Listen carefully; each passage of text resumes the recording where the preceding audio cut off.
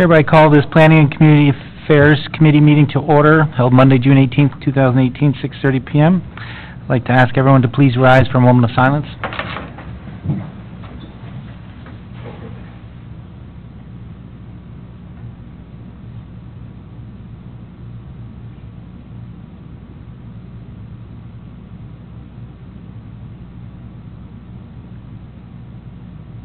Please be seated.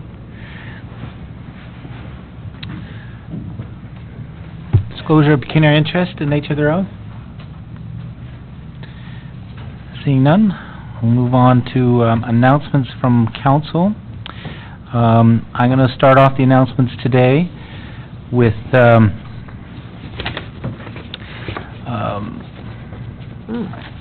first, I'd like to recognize that Thursday, June 21st is National Indigenous Peoples Day, established by the federal government in 1996. June 21st is National Indigenous Peoples Day, recognizing and celebrating the unique heritage, diverse cultures, and outstanding contributions of First Nations, Inuit, and Métis peoples. And on Saturday, June 16th, our fire and emergency department staff, along with Durham Regional Police Services, participated in an event celebrating National Indigenous Peoples Day with the Mississaugas of Squealing Island First Nation. Thank you to the Mississaugas of Squealing Island First Nation for the opportunity to celebrate National Indigenous Peoples Day. I'd also like to take this opportunity to congratulate Maple Leaf Foods on behalf of the Township of Scugog Council and staff on Maple Leaf Foods and their expansion in Port Perry, bringing over 40 new jobs and an investment of $10 million. It's a significant announcement, and I'd just like to pass on the congratulations. Any other announcements from council this time? Councillor Watton?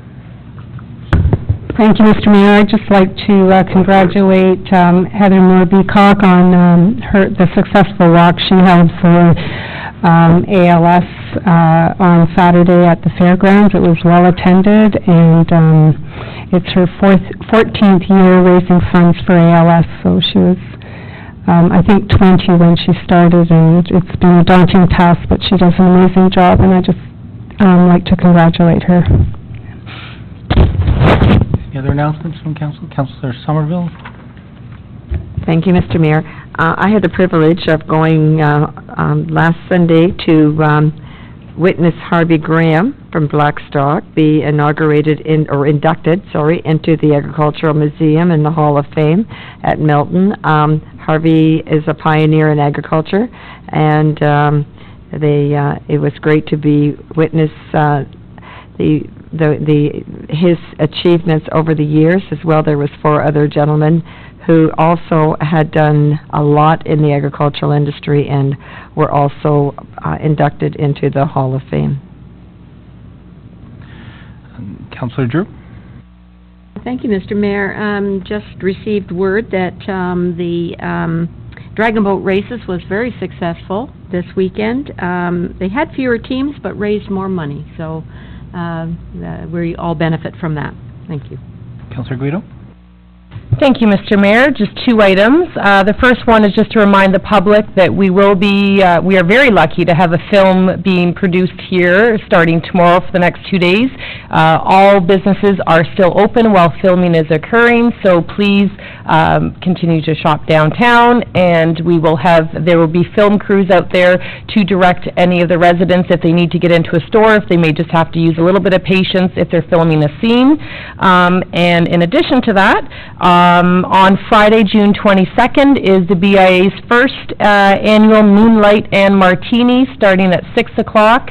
I'll just read what we have happening there. Discover Port Perry after dark, eat, drink, and shop the night away with live music from the Marion Drexler Band, great deals from our retailers, and free draw prizes all night long. And, of course, there'll be different martinis to sample at our local restaurants. So please come out and enjoy. Any other announcements from council? Announcements from staff? Seeing none. Before we get started, I feel it is my responsibility to address the situation. I'd like to address Councillor Kett's actions in 2 matters. So firstly, a response letter to Marion Kay, I think it is, sent to the Standard newspaper on Thursday, May 31st, 2018. In this letter, Councillor Kett gave the impression that he is responsible for projects coming to the island. Though all ward councillors strive to promote their projects for their ward, I want to ensure the public knows that significant projects like broadband and natural gas are due to the collective work of all of council and staff over many years. Furthermore, regarding the release of information concerning the business of council, including special projects, timing, and other announcements, I once again find myself in a position to remind Councillor Kett that the mayor is the spokesperson for the township. By definition, all communications sent directly to the papers, including letters published by the editor, photo opportunities, and corporate announcements, are deemed a release of information. These are to flow through our manager of communications. And in the matter of Maple Leaf Foods, which already touched on and congratulated earlier today, staff were asked to attend an announcement. Staff asked for details and were only told there would be a big announcement. Staff were not told the nature of the announcement, when or where it was being held. You did not share it with myself or your fellow members of council that I'm aware of. Anybody I asked was not informed of it. Yet the information was shared with regional staff and with reporters. I was asked by staff on what we should do with this when all of council was not given the information or details to attend this opportunity, and I had directed staff not to attend because it is unfair to the rest of council that we're not notified. I understand that you mentioned that this was confidential information, but Councillor Kett, you were able to inform other members to show up at this, and it was actually, to me, quite embarrassing for myself and for members of this council and the township. The behavior is unacceptable. To withhold significant economic announcement like this is disrespectful to not only me, but to your fellow council members who would have liked the opportunity to attend, especially the ward councillor. I find it disrespectful to regional staff as well, because you place them in a precarious situation, in disrespect to our staff. I was approached by regional staff, and they felt very uncomfortable with it, the fact that they were told to come here and meet you and be escorted to the location in the morning. You were notified them the night before, so they were given ample time to know the time and place to meet, but you didn't pass the same courtesy on to your fellow councillors or myself. This could appear to be electioneering or campaigning, and there's a difference between that and corporate news. An announcement that this of great significance, economic impact to Scugog must flow through our office, through me, through manager of corporate communications. You know, this is a positive news, and it's been now shrouded by some negativity, and it's really unfortunate. This is another issue that has come up that is positive in nature, but it ends up having a negative cloud over it. I want to emphasize the congratulations to Maple Leaf Foods with regards to their expansion. I mean, it's excellent news for Scugog Township. I am ruling that you contravene the Code of Conduct and respect to provision in both of these cases, and at this time, I'm requesting a sincere apology from you for withholding this information from council and staff and engaging in press independently and acting as the sole representative and spokesperson for Scugog. I also follow up with an email, an apology email to the council, our senior staff, the regional economic development staff that were at the event, Maple Leaf Foods, for creating this negativity around such a positive story. So I'm asking for you to do a sincere apology now, and then to follow up with an email. Thank you, Mayor, for your comments.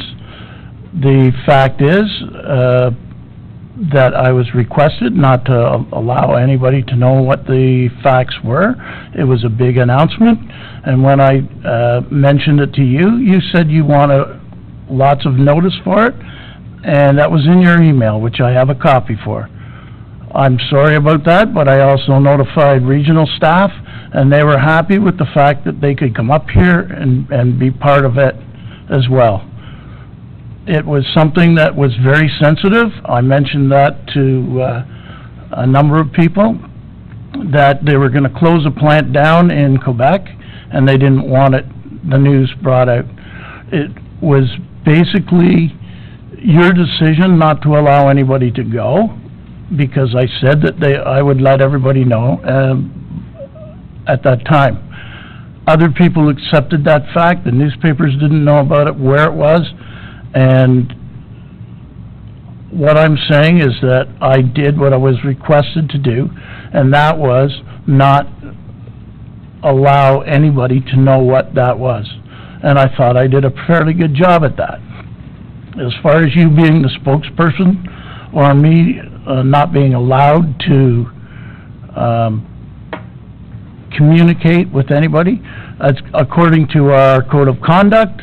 I did not break any of the code of rules.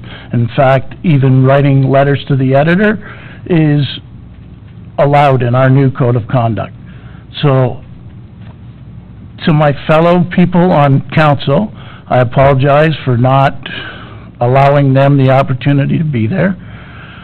It was a difficult decision, and it's an earth-breaking news because Unifor has collaborated with Maple Leaf Foods on numerous things that they didn't want brought out into the open. So, as far as what I was requested to do and why I was requested to know specific knowledge is exactly what I did. And if you don't want council to have that opportunity, Councillor Cat, I'm going to stop you right there. This is not a backhanded apology. I asked you to notify us when it was, and there was no notification for us, and you said you would notify us on the Friday morning, but you had the decency to notify regional staff the night before. This is not the way we operate. We weren't asking for details. We were just asking for everybody to receive notice that there was something and a time to show. You had the knowledge to be able to identify the time for press to be there. You could have given us the same courtesy you gave regional staff to say, meet us here at 10 o'clock, and you would take us to there. You didn't do that. Do not point the finger at me for not doing this. I was purely saying this is going to be an unfair situation where we would have some staff there, our communications manager, put into an awkward situation because that's the only person who was invited to show up to that one, and it wasn't until I got involved from the third-party information to say that, what am I to do with this one? And then I emailed to you saying, what's the details of this information? All of council needs to be apprised of this and aware of the time. I didn't need to know the details. And given notice, and location and notice, and that's what you put in your, you put that in your email? Councillor Cat, and you did not give us notice. You did not tell us the time to even show up here. So, you know, Councillor Cat, you're not giving a sincere apology, so until you do, I'm not recognizing you at this council meeting, and I won't recognize you at the next council meeting. This is not a lay blame. It's a sincere apology I asked for. You can just reflect on that when you sit over there, because I'm not going to recognize you. So this time, I'd like to move on to the next order of business on the agenda, which is the adoption of the minutes, Planning and Community Affairs. We have moved by Councillor Guido, seconded by, I need a seconder for this, please, Councillor Drew. The adoption of the minutes, Community Affairs Committee held May 14, 2018. Any errors and omissions? Seeing none, all those in favor? Carried. Next item, we start off with our public meetings here. First public meeting we have, this portion of the meeting has been set aside for a statutory public information meeting held under Section 34 of the Planning Act for Zoning Bylaw Amendment Application Z05-2018, submitted by H.F. Grander Company Limited on behalf of Parborough Farms Limited for the properties located at 935 Schuylkill Line 9 and 1080 Regional Road 47. Please be advised that the Ontario Municipal Board was replaced by the Local Planning Appeal Tribunal, LPAT, on April 3, 2018. If you wish to file an appeal of council's decision to the LPAT on this file, you must first speak to the matter at this public meeting or provide a written submission before a zoning bylaw amendment is passed. If you don't, you will not be added as a party to a hearing by the LPAT unless the tribunal determines there are reasonable grounds to do so. Public notice was served by the Township of Schuylkill in accordance with the requirements of the Planning Act. Mr. Rob Bertoli, please proceed with your presentation. Thank you, Mr. Mayor. As mentioned, we're here to discuss the zoning bylaw amendment application Z05-2018. The following will serve as both an information and recommendation report presentation. The required public notice was provided to all property owners within 400 feet of the subject property and posted on the township website. 2 signs were also placed on the property and notified the public of the application. The applicant owns the active farm on the property of 935 Scugog Line 9. This would be the L-shaped yellow portion of the map behind you. They've since purchased the neighboring property of 1080 Regional Road 47. This would be the yellow square in the top northeast corner. This was done to increase their farming efficiency and supplement their agricultural operations. As per the nature of their business, the applicants do not require the existing single-family dwelling and will pursue a severance in this regard. This would be the small red-hatched area in the top corner there. As a condition of the proposed future severance, the applicant is required to rezone the properties to the following. They are to rezone the benefiting and retained lands of 935 Scugog Line 9 to recognize the existing single detached dwellings located upon the benefit and retained lands, as well as to both prohibit future residential uses and any further severances on the consolidated farm parcel as a whole. The property of 1080 Regional Road 47 will be required to be rezoned to recognize the reduced lot size. Both of these requirements will be required of a future severance application. The application was circulated to the external agencies and internal departments. No objections or concerns were noted, and it is staff's opinion that the proposal conforms or complies with all provincial planning policies as well as the regional and township official plan. Thank you, Mr. Mayor. That concludes my presentation. I'd be happy to answer any questions you may have, you or council may have. Great. Are there any questions from council this time? Okay, seeing none. Mr. Ralph Grander, do you have anything to add on behalf of your application? Okay, great. Second call for questions from council. None. Are there any members of the public who wish to speak to the application? If so, please proceed to the microphone and state your name and municipal address for the record.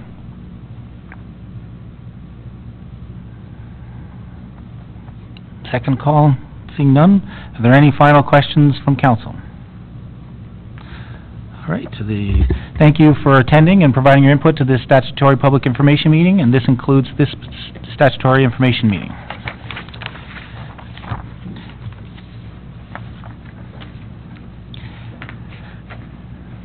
Public hearing number 2 is for application under the Planning Act. This portion of the meeting has been set aside for a statutory public information meeting held under sections 34 and 39 of the Planning Act for rezoning application Z04-2018 submitted by Margaret Ayers on behalf of Big Brothers Big Sisters of North Durham for property located at 1401 Scugog Line 6 owned by Adamson Development, Inc. It is important to the public to express their views either in person or in writing prior to decisions being made by this council. Please be advised that the Ontario Municipal Board has replaced by the Local Planning Appeal Tribunal, LPAT, on April 3rd, 2018. If you wish to file an appeal of council's decision to the LPAT on this file, you must first speak to the matter at this public meeting or provide a written submission before a zoning bylaw amendment is passed. If you do not, you will not be added as a party to a hearing by the LPAT unless the tribunal determines there are reasonable grounds to do so. Public notice was served by the Township of Scugog in accordance with the requirements of the Planning Act. Ms. Diane Knutson, please proceed with your presentation. Thank you, Mr. Mayor. The purpose of this report is to present an analysis of the planning policy documents as they relate to the proposal, review the comments received from circulated departments and external agencies, and make a recommendation on the rezoning application. The required public notice was provided to all property owners within 400 feet of the subject property and posted on the township's website. A sign has also been placed on the property to notify the public of the application. In July 2017, the subject lands were rezoned under the temporary use provisions of the Planning Act to permit the second annual Winding Roads Country Festival to occur on the property for a period of 1 week in late September of last year. The applicants now wish to temporarily rezone the subject lands to permit the music festival to occur once per calendar year for a period not to exceed 3 years. If approved, the amendment will permit Big Brothers Big Sisters of North Durham to host this annual fundraising event once a year for the next 3 years, September 2018 through 2020 inclusive. The area to be used for the event is located at the rear of the existing industrial building. Whoop, there it is. And will be enclosed by temporary fencing. The main tent will accommodate seating for approximately 800 people, and the other 3 tents will be used for the kitchen, buffet, and bar service areas. Alcohol will be sold on site from 6 p.m. to 1 a.m., and there was a typing error in the report that said 11 o'clock p.m. It is 1 o'clock a.m. And all servers have completed the Smart Serve training. 8 portable washrooms will be located within the fenced area, together with hand washing stations. Off-duty police officers, together with security guards, will be on hand to assist with traffic and crowd control. The applicants are also partnering with the Port Perry Scouts to assist with parking on site.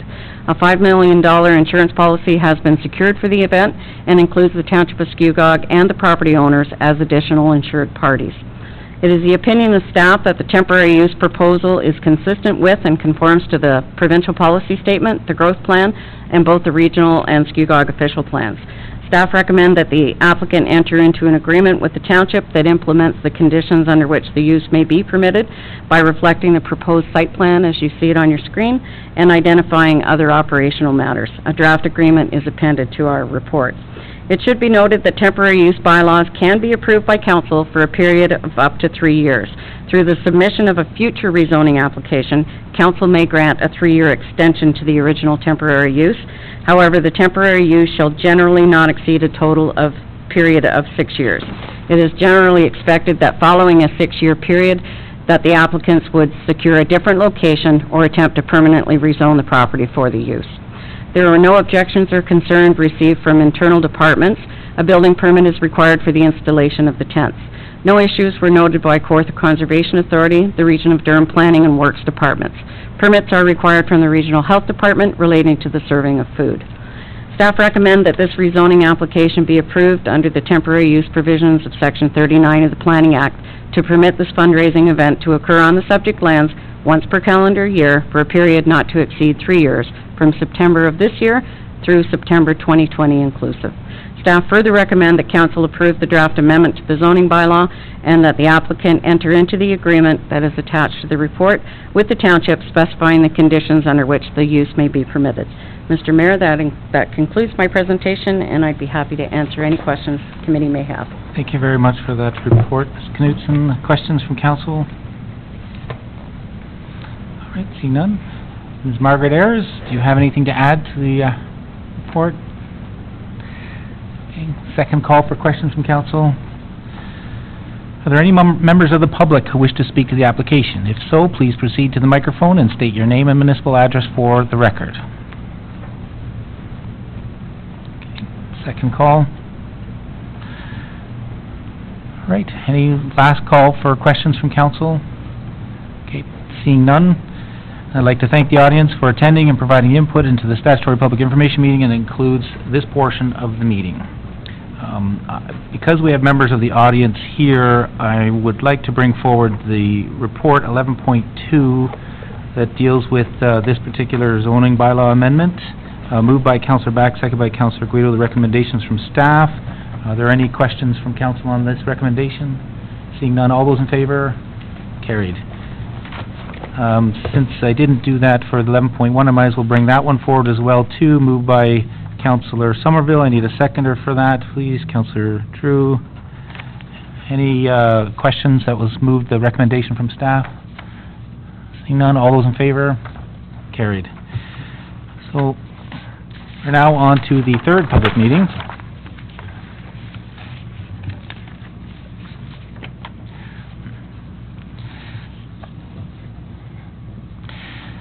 This portion of the meeting has been set aside for the statutory public information meeting held under Section 172134 of the Planning Act for official plan amendment application SOP 01-2018 and zoning bylaw amendment applications Z06-2018 by the Township of Scugog. Please be advised that the Ontario Municipal Board was replaced by the Local Planning Appeal Tribunal, LPAT, on April 3rd, 2018. If you wish to file an appeal of Council's decision to the LPAT on this file, you must first speak to the matter at this public meeting or provide a written submission before a zoning bylaw amendment is passed. If you do not, you will not be added as a party to a hearing by the LPAT unless the tribunal determines there are reasonable grounds to do so. Public notice was served by the Township of Scugog in accordance with the requirements of the Planning Act. Mr. Rob Vertoli, please proceed with your presentation. Hello, and thank you again, Mr. Mayor. As mentioned, we are here to discuss the proposed official plan amendment, SOP 01-2018, and the zoning bylaw amendment, Z06-2018. I will provide a brief presentation of the background report that is currently before council, and then Jamie Robinson of MHBC Consultants will provide a short presentation pertaining to the technical ramifications of the amendments themselves. This is the statutory public meeting portion of the process and takes off from the previous source water, official plan amendment, and zoning bylaw amendment background report that was presented before the GMA committee on May 7th, 2018, as well as the subsequent open house held on May 24th, 2018. The required public notice of these amendments was placed in consecutive weeks in both local papers and posted on the township website. The proposed amendment to the township's official plan will establish new land use policies to protect municipal drinking water sources within the township of Scugog. And similarly, the proposed zoning bylaw amendment will establish new land use regulations which will implement the applicable source protection plans. The township has received provincial funding to cover the entire cost associated with this implementation. The following agencies were circulated and provide comments as it pertained to the original background report, which helped form the basis of the proposed amendments. So these agencies included the Region Municipality of Durham, Kawartha Conservation, Lake Simcoe Region Conservation Authority, and the Toronto and Region Conservation Authority on behalf of CLOCA. Additionally, an open house was hosted on Thursday, May 24th at the Township of Scugog Council Chambers as a means to provide the public with the opportunity to review and comment on these proposed amendments. Ultimately, no members of the public chose to attend this meeting. Jamie will briefly discuss why the proposed amendments are required of the township moving forward from a policy standpoint, but I won't get into too much of that here. But as a result of the Clean Water Act, all municipalities are required to update both their official plan and zoning bylaw to conform with the appropriate source protection plans by July 1st, 2020. Ultimately, the proposed amendments are intended to provide the necessary and respective policy and regulatory updates to both the official plan and zoning bylaw 1414 and provide broader protection for water resources that supply municipal drinking water facilities. Thank you, Mr. Mayor. That concludes my presentation. Now I'd like to turn over to Jamie Robinson.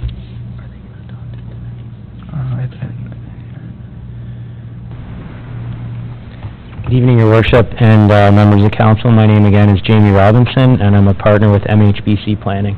I'll be a lot quicker than I was at the last presentation, but just as an overview where we've been, there has been funding received for this. This is required as a result of the Clean Water Act legislation enacted by the province, and all municipalities in the province are required to include source protection policies in their official plan, as well as regulations in their zoning bylaw.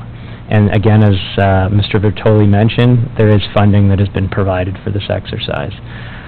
In terms of process to date, we did prepare a background study. We did prepare draft official plan amendment, draft zoning bylaw amendment. These were circulated, and the information has been circulated to the various conservation authorities, and they have provided comments back, and their comments have been incorporated into the documents. We did hold an open house meeting about a month ago. Unfortunately, no one attended that meeting, and we have received no other written comments from members of the public on this official plan amendment or zoning bylaw amendment. So with that, I'll just provide a brief overview of the amendments, and then it does identify on this slide adoption and enactment considered for July, August, but I'll note that there is a recommendation in the staff report to consider it tonight if there's no comments that come forward this evening. So just in terms of legislative requirements, Section 40 and 42 of the Clean Water Act set the legislative framework for why the official plans and why zoning bylaws must be updated. And then in terms of the source protection plans, the conservation authorities and the source protection areas that are subject to this municipality have been prepared. These source protection plans do provide specific policies that must be addressed and do identify significant threats. So what's that mean to your residents? And part of the reason why there's not a lot of comments on it is because the residents that are affected by these policies have generally been notified and have been involved in the preparation of the source protection plans. They know if they have a significant threat on their property already. So just in terms of the official plan and what the official plan update really does, it's to provide some policies in the official plan. Some of them are more or less motherhood policies, if you will.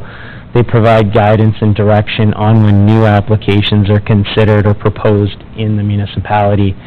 And there's some policies that deal with site plan control, stormwater, essentially to ensure that new land uses don't become a significant threat to municipal drinking water. And again, this legislation and these policies and regulations only deal with municipal well supplies. They don't deal with individual household well supplies. So in terms of the zoning bylaw, what the zoning bylaw amendment proposes is it identifies that specific land uses aren't permitted if they're within what's called a wellhead protection area. These are the areas around a well, unless they're deemed not to be a significant threat or unless there's a risk management plan done. So how does this work for your residents? If your resident is proposing a land use within one of these wellhead protection areas that has the potential to be a significant threat, they come, if they're proposing a new land use, obviously they come to the planning department or the building department to propose that use. If the building department or planning department identifies that it could be a significant threat, then the application and the proposal gets circulated to the risk management official, and if needed, a risk management plan gets done, and that has to be completed before the use could be approved in that area and the building permit issued. So that's how it works from an operational perspective in the municipality. And the sorts of uses that are restricted are things like storage facilities for agricultural source material, storage facilities for non-agricultural source material, commercial fertilizer storage facilities, pesticide storage facilities, road salt storage facilities, snow storage facilities, fuel storage facilities, storage facilities for organic solvents, and then outdoor confinement areas for an animal yard. So those are the specific uses that are restricted, but they're only restricted if there's a quantity that's enough to make it a significant threat, so not in all instances. So that's a bit of an overview of the official plan amendment and the zoning bylaw amendment. It's a little bit technical in nature, but from a simple perspective, the process is designed that individuals come to the planning office or building office in order to get a permit, and then it gets circulated to the risk management official if it has the potential to be a threat. So that provides an overview of the official plan and zoning bylaw amendment. If there's questions, I can do my best to answer them, or I can take them back and come back to it with you for an answer in the future. Thank you. Thank you very much, Mr. Robinson, on your presentation. Questions from council at this time? All right, seeing none, we'll move on to, if there are any questions from members of the public who would wish to speak to the application, please proceed to the microphone and state your name and municipal address for the record. Yes, just proceed over to the, yeah, if you can, right over here beside Diane Knutson, there's a microphone there that is going to pick up your voice better, so just please state your name and your municipal address before you start. Yes, it's Roland Coy, and the municipal address is Blackstock. Just an elementary question, and I noted in the presentation that no one attended the public meeting. I myself would have been glad to have got information from that public meeting if I was aware of it. Now, there may have been things that I had overlooked. I did notice that the paper came out after the presentation on the 24th. So I would just draw this to council's attention that there are a lot of identified things that are going to affect agriculture throughout our area, and I would have thought people from some of the OFAs or that would have had that opportunity to make some presentations to their various associations and so forth. I, for one, would have had a couple of questions with respect to this watershed, potential environmental situation. Because as council may know, wetlands are identified on properties without any notice to the property owners whatsoever. And I think this would have been an opportunity at least to find out, for example, in my case, where that particular area of wetland exists. Because there is a large percentage of our property, anyone that knows the area or knows our property would realize, but I quite frankly am not aware of that. So that's just a basic point that I'd like to make. Okay. All right, just before we proceed, I just want to make sure I got the spelling of your last name. Coy, C-O-Y. C-O-Y, okay. And your municipal address, just in... 2961 Church Street, Blackstock. 2961 Church Street. And your question, now is the time to, you can ask the question now if you wanted to specifically ask a consultant that's here or our staff. So this is what the public meeting is here for, says statutory public meeting. I guess, to council, or to, I'm not sure what the avenue would be, but my question basically is, have the agricultural community been properly advised and thoroughly advised of what the implications of some of this change may have on them?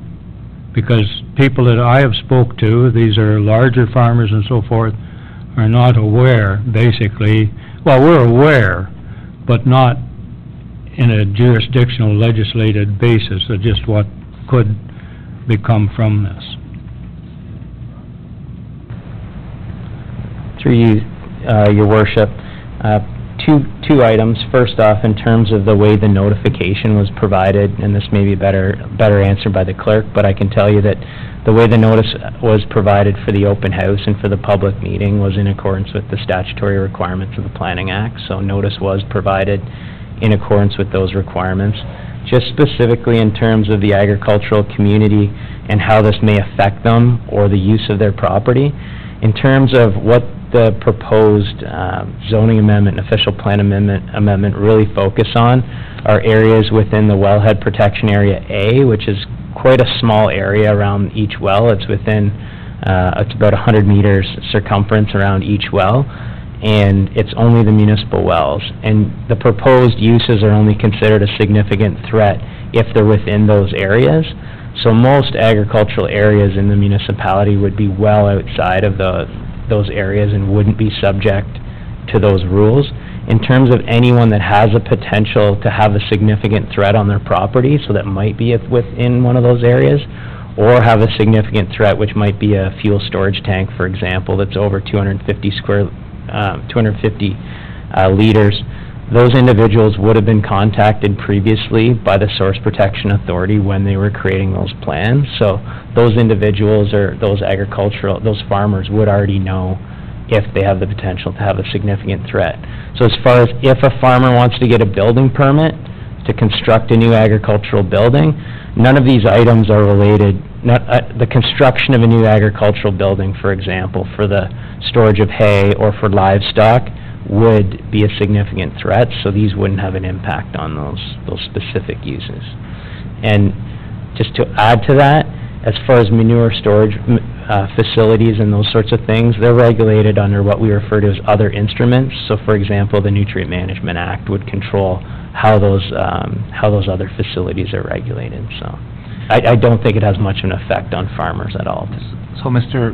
Coy, I don't know if that helped answer your question or not, but there's a map that we are looking at here that has very small radiuses around municipal wellheads. I don't know if you've looked at that map specifically in relation to your property or... I think the gentleman has answered basically that this is where these municipal wellheads areas, not an overall zoning of wetlands, which is where perhaps my misunderstanding of what was really happening was that this may not, there would be farms, obviously, particularly in our area where I know there is one farm would be affected by this dramatically. But I'll be honest, I didn't understand that. I thought this was an overall agricultural situation. So I thank you for your time. Great, thank you for coming out, and that's the purpose of the public meeting, so I'm glad you could have attended and sought the clarity right from the consultant, so thank you. Any other questions from the public? If so, please proceed to the microphone and state your name and municipal address. All right, seeing none, then I'll ask council one last time for questions. I don't see any, so again, I'm going to pull item 11.3 forward with the staff recommendation. I need a mover and a seconder for that. Moved by Councillor Guido, seconded by Councillor Drew. Any questions on that? Seeing none, all those in favor? Carried. Thank you very much. I apologize here, I did not close off the public meeting here, so I just wanted to thank all those in attending, providing input into statutory public information meeting, and this concludes the statutory public information.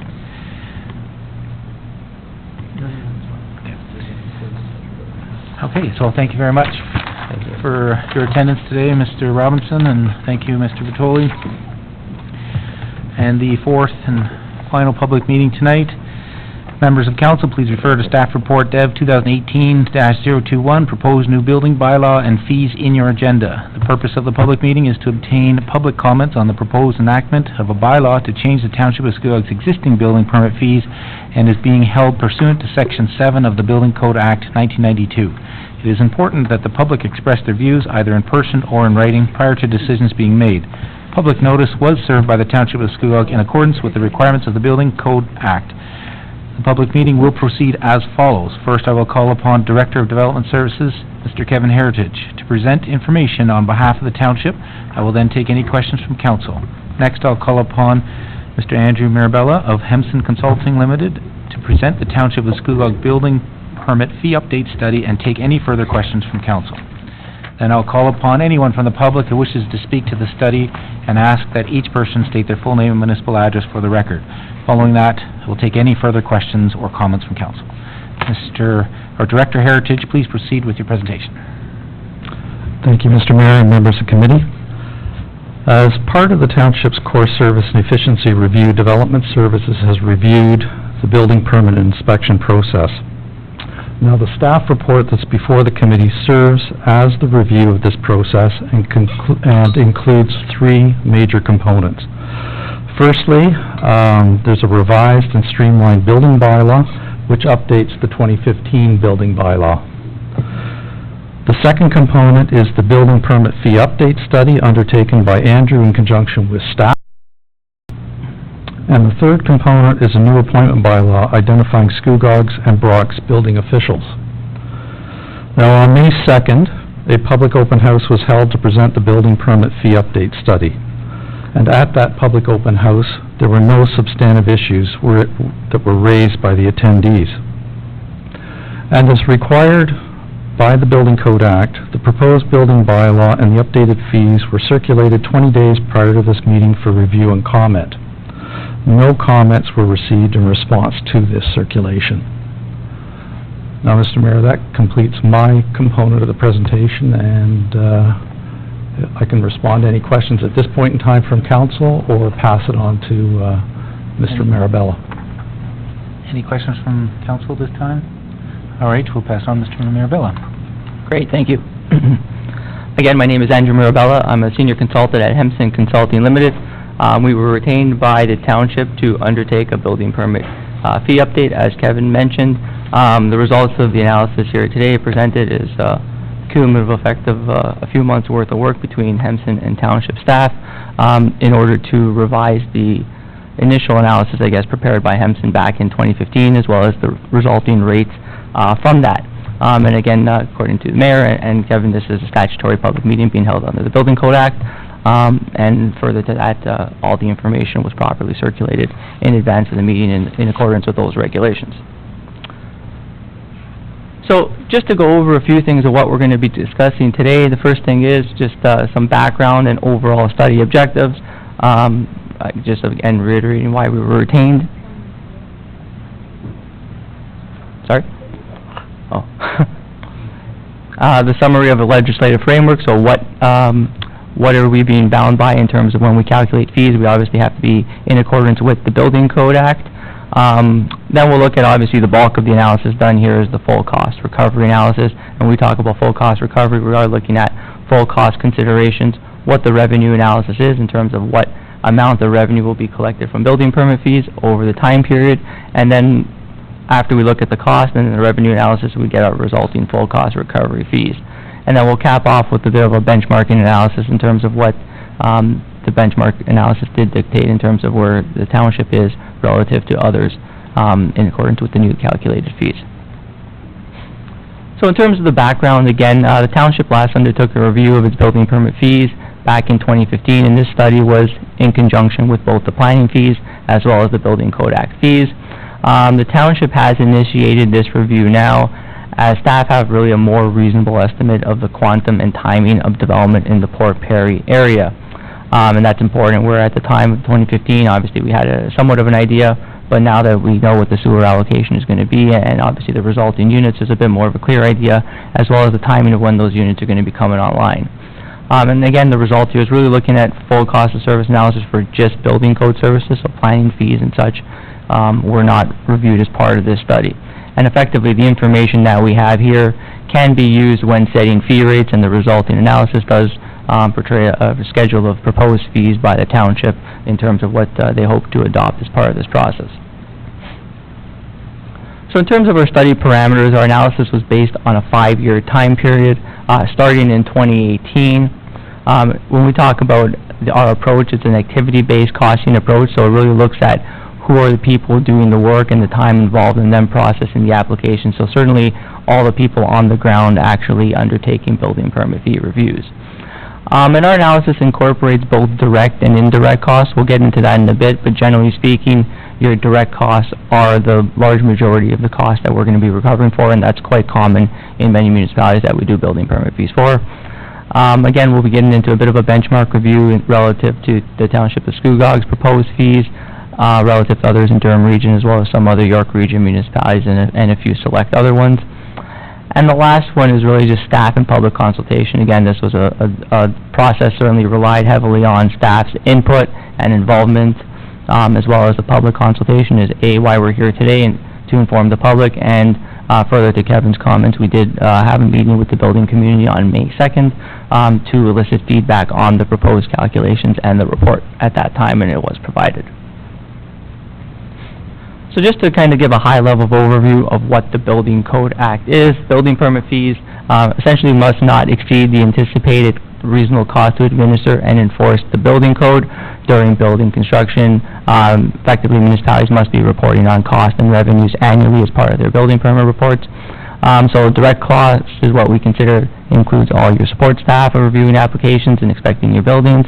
Your indirect costs is generally what we think of as our overhead costs, so the support costs of people like the mayors and council, as well as finance staff or corporate services who are not obviously directly involved in undertaking a building permit or inspecting a building, but certainly do provide some sort of overall function in order to the processing of those permits. And then we have building permit fee reserve balances, which is important that the township must be reporting on the status of their reserves in accordance with the regulation in terms of their stabilization reserve. With the Building Code Act, a public process is required for changing the fees. Unlike the Planning Act for planning fees or the Development Charges Act for that matter, no appeal to the local planning appeal tribunal is possible, so it is a non-appealable process.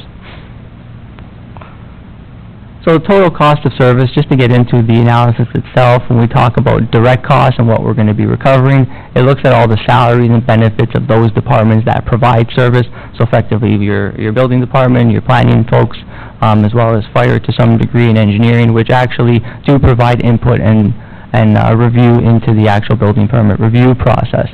Then we have what we do like to call as our operating costs, obviously, and those are the resources used by those delivering the services, so components of the 2018 operating budget that are related to those services, and a share of those costs, which can be allocated to building permit reviews, are included in the calculation. And then we have asset management requirements for facilities and some other capital costs, so effectively there's a share of the building of this administration center, which does provide a house for them to do the work, which a share of those replacement costs and components of those are brought into the calculation to consider the full direct cost. The second component of the fee analysis is our indirect overhead costs, and again, those are the appropriate share of costs of your corporate departments, such as finance, mayor and council, office of the CAO, and corporate services, which again do not provide a direct function in terms of processing the application or inspecting the building, but certainly do provide a corporate overhead and support function to those who are providing the service. And then the third component of our analysis is the reserve fund provision. So we have included annual contributions to the township's building permit stabilization reserve fund into the analysis in order to manage building permit revenue fluctuations over the time period.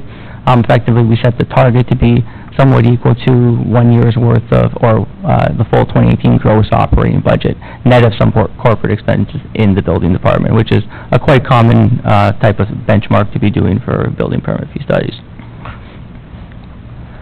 So what does that actually all mean in terms of the overview of total cost? And effectively, again, we're doing our analysis over a 5-year period, so the total average annual cost from 2018 to 2022 is about just over $600,000. And you see here, everything in blue is going to be your direct cost of providing the services, and those really account for over 80% of the total cost. And you'll see there, I'm not sure why called category name, but effectively that one, that 68% is supposed to be called payroll expenditures, and that's your actual departmental staff actually undertaking the work. And those payroll expenditures represent the largest component of the total cost, as well as the largest component of the direct cost itself. Then we also have over there in red would be your reserve fund provision, and in green would be your corporate overhead, which represents about 11% of the total cost. And those overhead expenditures, again, at around 11% of total cost is quite similar to the range that we see of what support would be in terms of a municipality of this size in other jurisdictions. So that's generally the basis of the way the total costs are shaped out. And again, the large focus of it is certainly on the payroll expenditures and the actual direct cost of the component of those undertaking the work. In terms of the revenue, once we have the cost analysis considered, we do look at what the revenue component is going to be and what projection of activity. Again, the fees are set on a 5-year cost recovery basis, and our revenue forecasts here are driven mainly by projections of new residential development in that Port Perry secondary plan area. So we are assuming an average of about 160 new units a year over that period. And you'll see the total average annual revenue that we're assuming is about $555,000 each year. And when we get into the next slide, you'll see that's quite a substantial increase over the relative to the current fees or the current revenues that are being generated, and that's largely a result of a significant increase in development that's projected.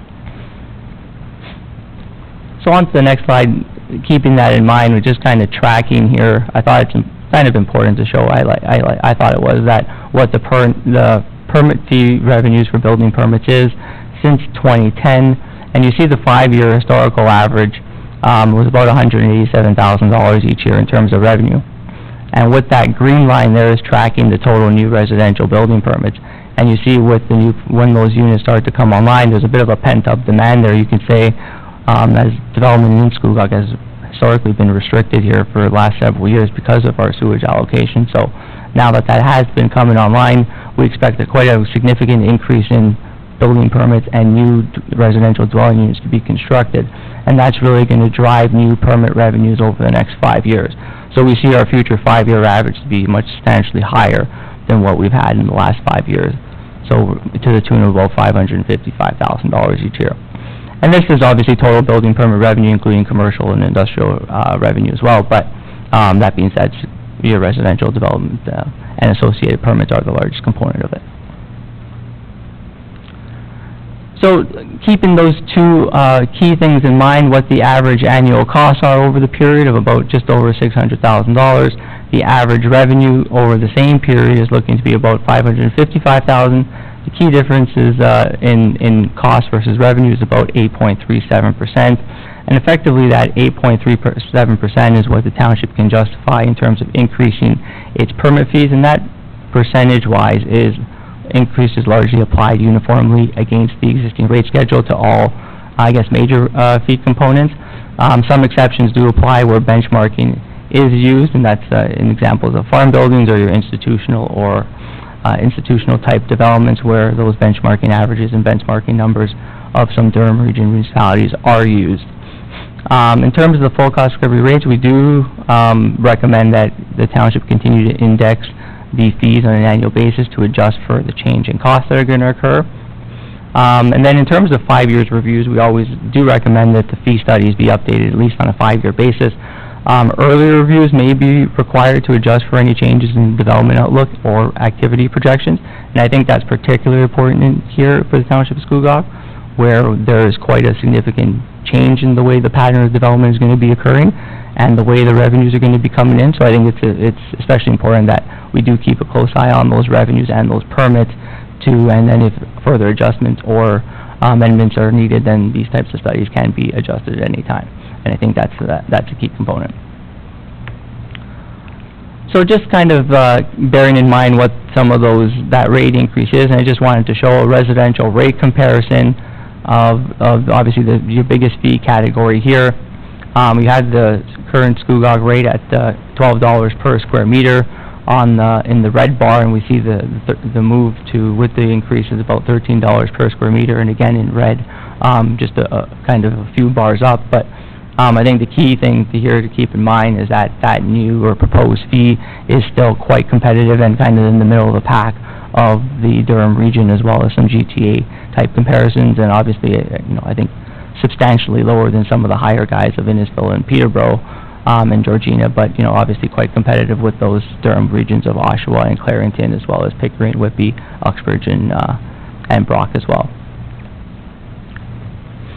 So just in terms of some next steps here, obviously the report we have, and we will incorporate any feedback that can be received or can be forwarded to us. I guess really following this and supposedly everything goes through, then staff are recommending that there is a bit of a transition period here, be approved where the new fees are kind of full in force in effect as of October 1st, 2018, to allow, the building community and others to adapt to the change in fees. But that's generally the overall intention here. That does conclude my presentation, and I'll be happy to take any questions. Thank you very much, Mr. Mirabella. Questions from council? Councillor Back? Thank you, Mr. Mayor, and actually it's from the report, so can I ask from that details of the report that we have, or do I have to wait?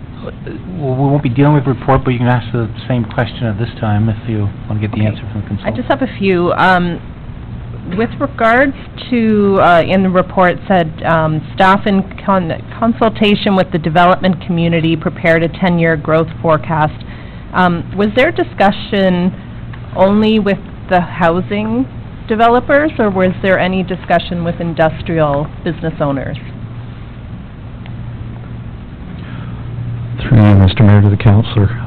This 10-year growth forecast was basically forecasting residential development over a 10-year period. It's strictly residential. So we had discussions with the major developers within the community to understand their sales programs and then proceed in that manner. So do any of these increases affect any development in the industrial lands with regards to new builds?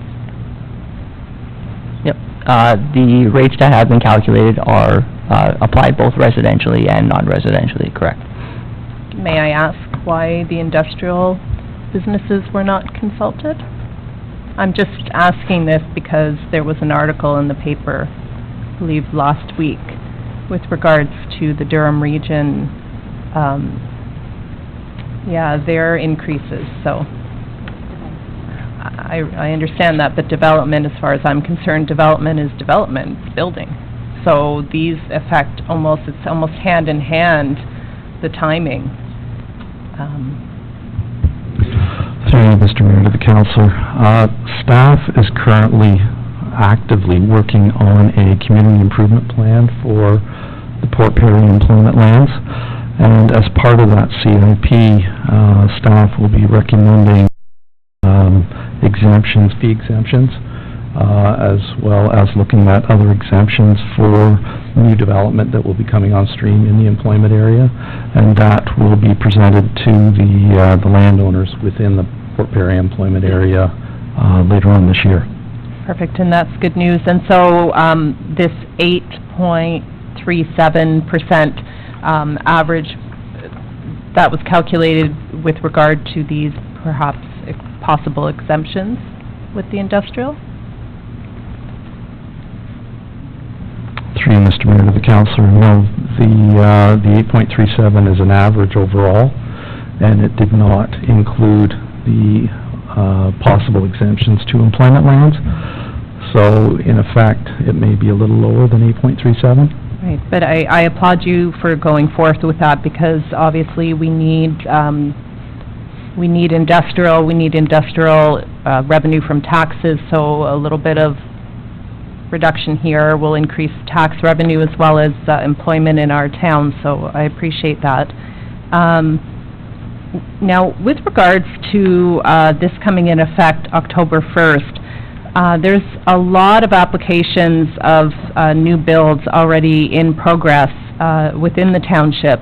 Are they all grandfathered to the $11 per square meter, or will they be charged that to a certain part of where their process, the application is now, and come October, will they be, the remainder of their plans, will they be subjected to the 13? Through you, Mr. Mayor, to the councillor. Any applicant that submits a building permit application prior to October 1st will be subject to the current rates. Any applications for building permits after the October 1st date will be subject to the new rates. But building permits are only when an application for development gets to a certain stage? That's correct. What percentage, do you know offhand, of our future development, of our little blip, would be grandfathered? Do you know that?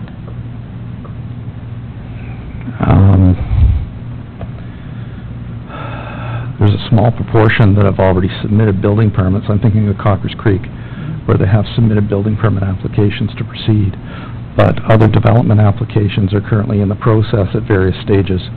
Okay, So it- depending on when they come forward with their Okay. building permit applications, they'd be subject to the current rates if it's before October 1st. So your department won't be adversely affected by what you know is actual cost versus sort of the grandfather? It should come in all online at the better or the higher rate that reflects the actual cost, correct? That's correct. Thank you. Councillor Drew? Thank you, Mr. Mayor.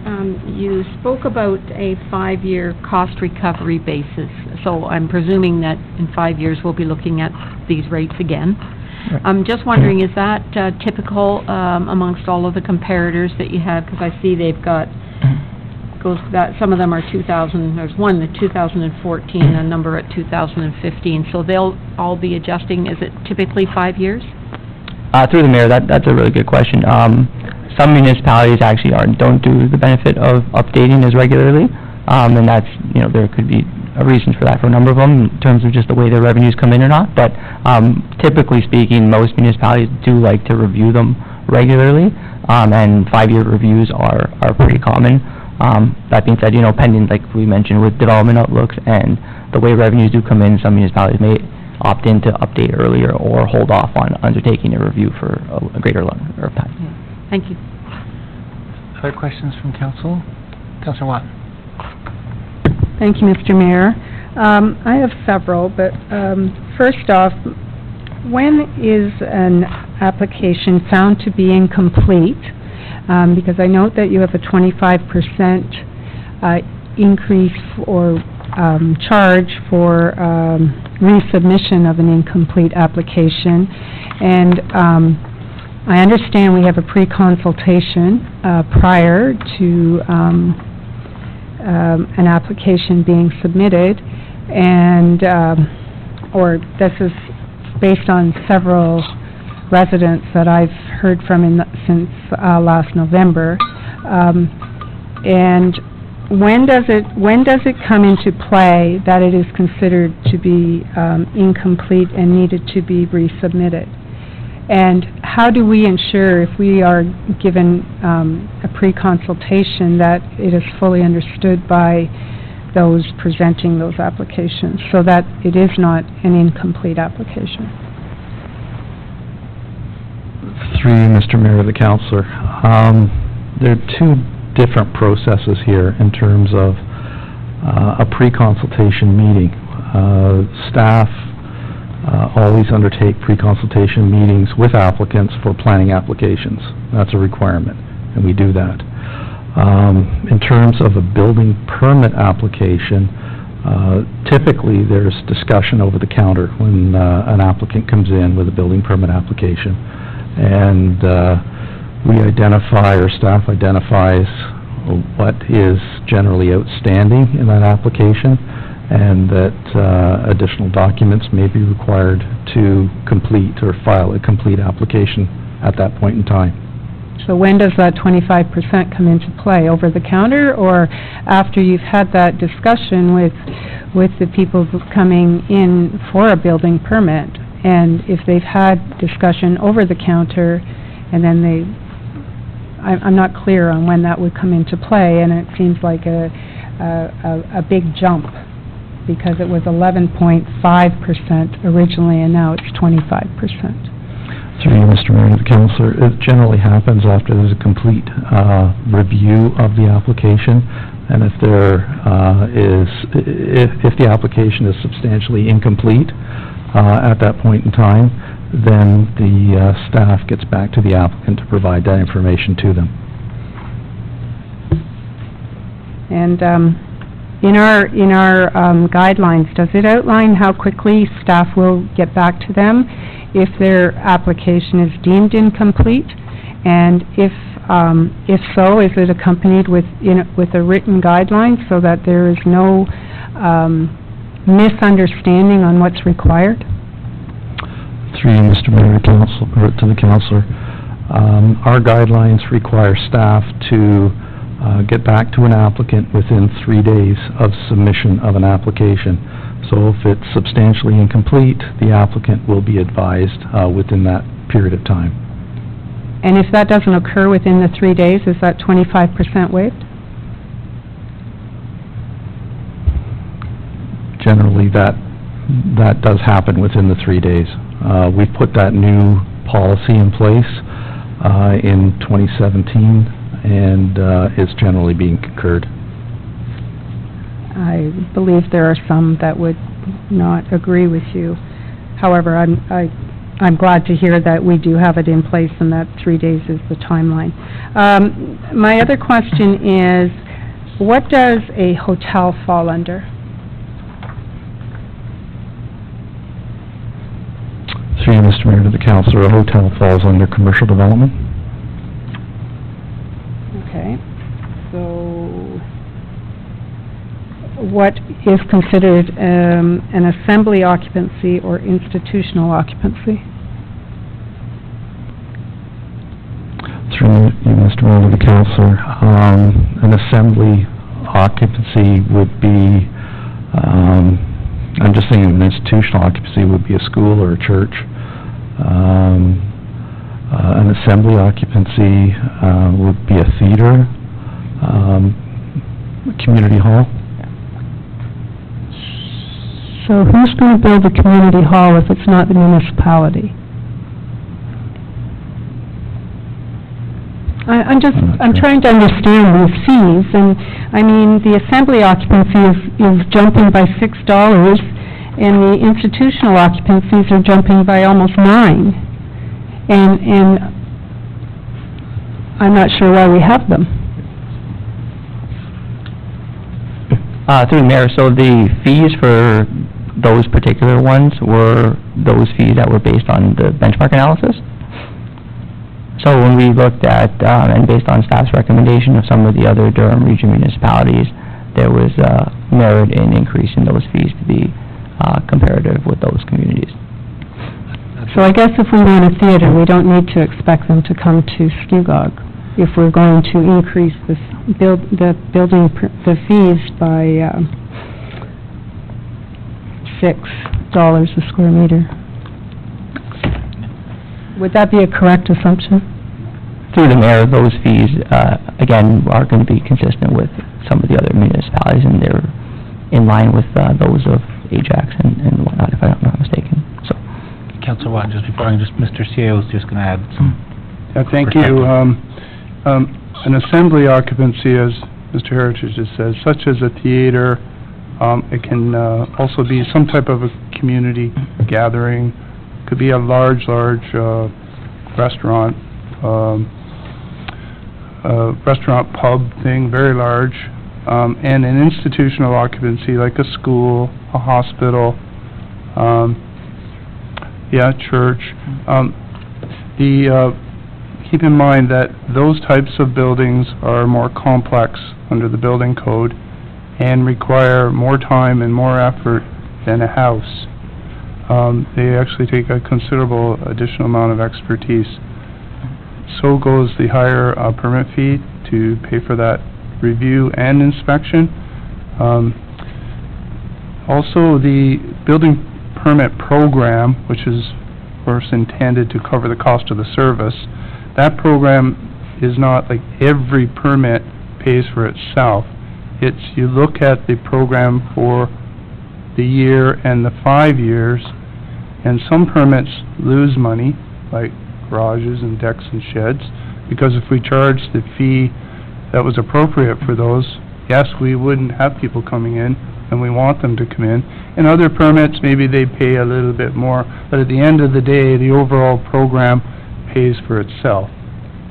I just want to remind council that in 2017, the treasurer reported on the building permit fees, and our fees did not cover the cost of service. In fact, the fees cost the taxpayer, our service rather, cost the taxpayer $135,000. By raising the fees here incrementally, the intention is that users pay for the service and the taxpayers do not pay for this service. And that way, that will have a positive impact on our budget next year. We feel the fees are in line with our comparables. Some of the northern municipalities, in some cases, were a little higher now, but then their building bylaw has not been reviewed in 3 years, and as mentioned, I'm sure they'll be reviewing theirs in the next year or two as well. Then they'll be in line with us. Or revising these again, perhaps, to keep up with the costs, especially when you note that in your report that 84% of the direct costs is a result of staff's work. And don't get me wrong, I'm not discrediting that I do believe that the permits should pay for the work. I don't disagree with that. I'm just concerned that we're always talking about being open for business, and every time we turn around and raise something, create this, if we're not offering the efficiencies that are required for the fees that we are charging, I have concern that there's lots of other places they can go, and I hate to have people, and I've heard it more than once, that we're not an easy place and we're not a cheap place, and that's okay as long as we can provide the services and everything that are required to justify these costs. Thank you. If I could, Mr. Mayor, just with respect to that matter. So this building bylaw, yes, it includes a fee increase to cover the cost of service, but as Mr. Heritage indicated, it also puts in place some efficiencies that need to be passed by council in order to be enacted by staff. And Mr. Heritage, myself, also have been working to make improvements in the building area, and this building bylaw will help continue that effort to put these improvements in place. I would call this just a further modernization of the way we do business, and I agree that there have been instances in the past where, the building area could be faulted for some of its processes and being slow, but we are working on that, and this bylaw is just a further effort to put those procedures in place.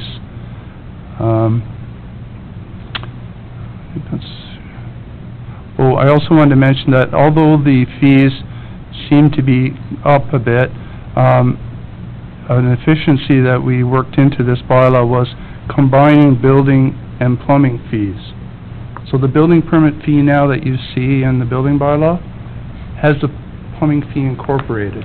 So it's not really quite as high as you might think, and that's an efficiency. So when you apply for a building permit, it's the square meterage of the building, and it's one fee that covers the building and plumbing works. Or currently, you would get a building permit, you would get a plumbing permit, and you'd have a doubling of the fee.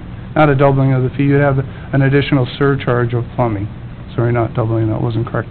And so I think in that regard, fees maybe aren't as high as you might think the increase to be, incrementally. And also, Mr. Heritage said we had an open house, and I don't see any builders here tonight. We did not receive any negative comments from the building community with respect to these fees. I think Councillor Watney attended the open house. We had 4 or 5 builders attend, and we explained the intent of the bylaw and what we were trying to achieve, and didn't have anyone speak to me or raise any concerns. Counselor Watson? Okay, just on reference of the planning, since you brought it up, Mr. CAO, it is doubled. It's just that fee that is included into the overall pick has been doubled. So I think that's where it went from 85 to 150. But that's okay. I appreciate all of it, and I do agree, but as I said, I just want to be sure that we're not closing our doors for business and opportunity.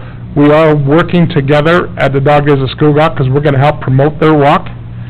But this one is, I understand it's Scugog and all that, but this is a Port Perry walk. Blackstock's Walk is in the fall, so there's Canadian-wide on the last Sunday in May was our walk, and the alternative date is in October. So their walk's in the fall, so we're going to kind of work together. We weren't competing on the same day. I was just thinking that your numbers might show better if it was a combined effort on either organization. Counselor Back. And thank you. Sorry, sitting here properly. So I know you're new to this town, and you're making a big splash coming in, and I know that you sit also on a committee. So we appreciate all of the volunteers that contribute in this town. You can't just do it with 5 or 6 people. You need a lot of volunteers to make this community great, and I'm glad to see this addition. We have so many events in this town. I've never lived in a town this small that has so many events. It's ridiculous, actually, but it's good. And you think that people would get charity fatigued, but it shows that this is a small town by population, but it's full of people with kind hearts and generous pocketbooks. And literally, you've raised almost half of the price of raising one of these pups to go into somebody's home, and especially children with autism. As you said, it usually only need one of these guide dogs, and that's because it almost breaks the cycle. You're bringing them into adulthood with these dogs to be able to function at a higher level unless they haven't. And we all know that a lot of children don't get the treatment sometimes for autism with respects to medical. So it's so nice that you can be raising this and helping, and that's a lifetime for a child and their family. So heartfelt thank you for this. Thank you. Counselor Somerville? Thank you, Mr. Mayor. My apologies for not being at this, because I love dogs. I have dogs, and I would have been on that walk. When was this? I'm sorry. On May 27th. May 27th? Yeah, and it continues on the last Sunday in May every year. Okay, my apology for not being there, because I would have loved to have gone on this walk. Tried to advertise it. Yeah, and I think I must have just overlooked it somewhere, because I would have been on it, but because I think this is really one of the worthwhile, they're all worthwhile, I shouldn't say that, but this is one worthwhile. Very positive outcome. There is, and people love animals, and animals love people, and it's so nice to see something like this. I think it's another suggestion. First, I have 2 questions. First of all, how long was your walk? Like, where did it start and where did it end? So we started in Palmer Park, and we ended at... I know we ended, but yeah. Where did you go around? It was kind of a figure 8. There is a map. I don't know if... oh, no, you skipped that quickly. And it was 3.4 kilometers or 440 steps on a Fitbit. Okay, 3.4 kilometers. That's not too bad at all. I would have brought my dog with me. And just for the record, the walk started at 11, but there was already people at the Old Flame at 10:30. Well, why not? Well, why not? I don't... we found this kind of strange, because Jack came back to us and he said, you had 98 pours. And I go, what do you mean we had 98 pours? Yeah, there was people here at 10:30. And the whole emphasis on this was to make it fun, which is both Sue and I participated in walks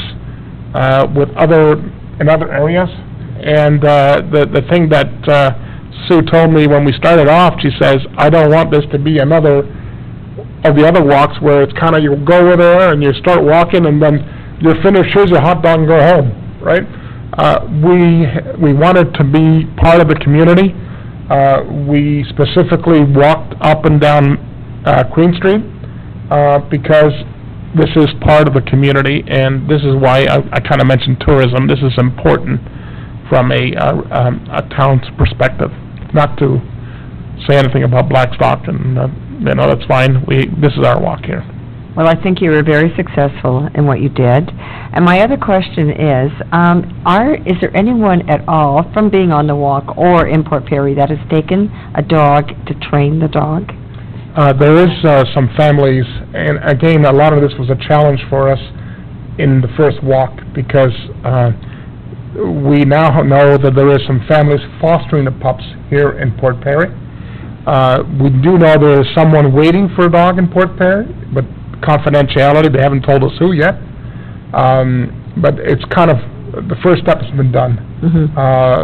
The pups, the people that have the pups have offered to be part of it next year. So that's part of next year's agenda. That's really great, because I do know, I have a friend who did the Lions, did train a couple of dogs and just loved every minute of it. The dog just lived with her, slept with her bed, almost in her bed. Well, you kind of really hope that they fail after they've been fostered, because then they go back to the foster home. Yeah. But unfortunately, a lot of these dogs are pretty smart. They are. And they pass. That's wonderful. Well, thank you so much, and Thank next you. year, I will participate next year, okay? Thank you. Thank you. Councilor Drew, yeah. Thank you. Thank you for organizing this. Congratulations on the success, the great success. And I was going to comment on how much fun everybody seemed to be having. Now I know why. It started at 10:30 at the Old Flame, and as you mentioned, I did go back to the Old Flame afterwards, and it was really neat seeing all the dogs there at the Old Flame and on their patio and everything, and everybody was having a good time, and that'll bring them back. It was a great event. There was two comments, one from Terry Voss, and he said, "I've never seen this many dogs in Port Perry," and conversely, his wife told him next year he's got to find somebody else to help him, because she's walking. And secondly, we heard from a lot of people that they didn't know that the Old Flame was dog-friendly. And that's just going to bring more tourism to town. Yeah, it was great. Congratulations. Thank you. Councilor Back? Thank you, Mr. Mayor. It's sort of funny, Councilor Somerville has a border collie, so no doubt that dog could do 10 laps. I have a bulldog, an old one.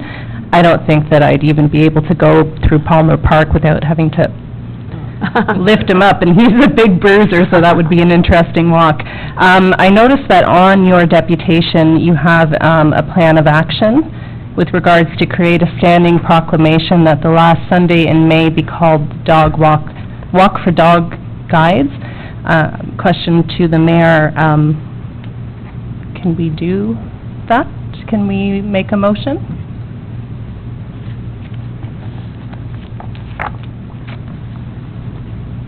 So, and those proclamations, like the proclamation request, and then that was proclaimed, an ongoing one would be the future council in the future, through the future mayor's office, and Lisa Fitton handles that. So we'll make sure that gets directed to her, and it's ready for the May next year.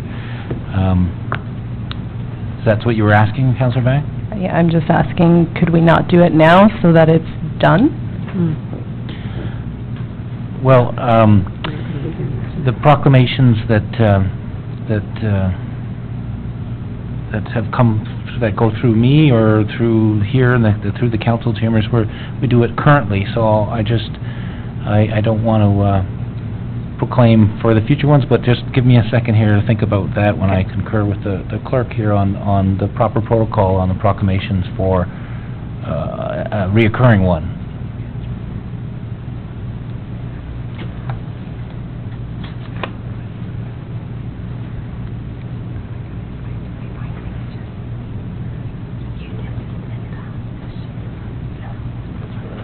So, and I just concurring with, or just conversing with the clerk, some of the reasons why it might be better to have it annually proclaimed is because then it gets the media attention. If it's proclaimed for reoccurring, it might just go through with the other list of reoccurring ones that just end fine. They used to be in our agendas, and then they're not. And when they're proclaimed individually, then they get brought up individually. So I would suggest that it is annually proclaimed, and if you don't hear anything back, if it, like, through the mayor's assistant for the mayor of the term for next year, is if it doesn't come across, then just make sure the follow-up communication is there.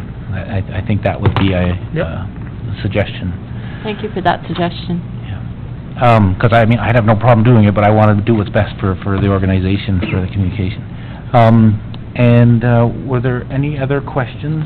I do know we have a motion to receive the delegation, moved by Councillor Back, seconded by Councillor Guido. All those in favor? Carried. Thank you very much for taking your time. Next up, we have Director Coleman and Director of Public Works, Parks Recreation for a crossing guard warrant study.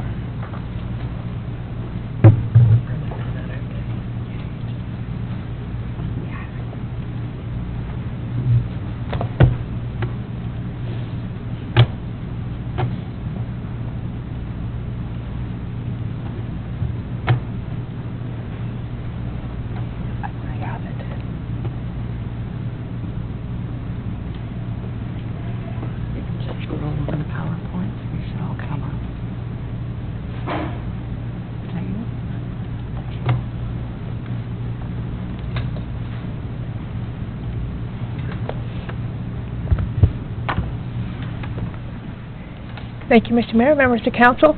I'm here today to present the results of the crossing guard warrant study. In last year, in 2017, we started our core services and efficiency review regarding crossing guards, and we started the warrant study in the fall and finished most of the counts in the spring. And then, so I'm going to present the results from that and our recommendations going forward. So as part of the core services and efficiency review, we did make a number of improvements. We implemented a 3-whistle system at all crossing guards, and that started last September. We now have 2 or 3 spare guards at all times, so that if the crossing guard's unable to cover their shift, we have people to cover it.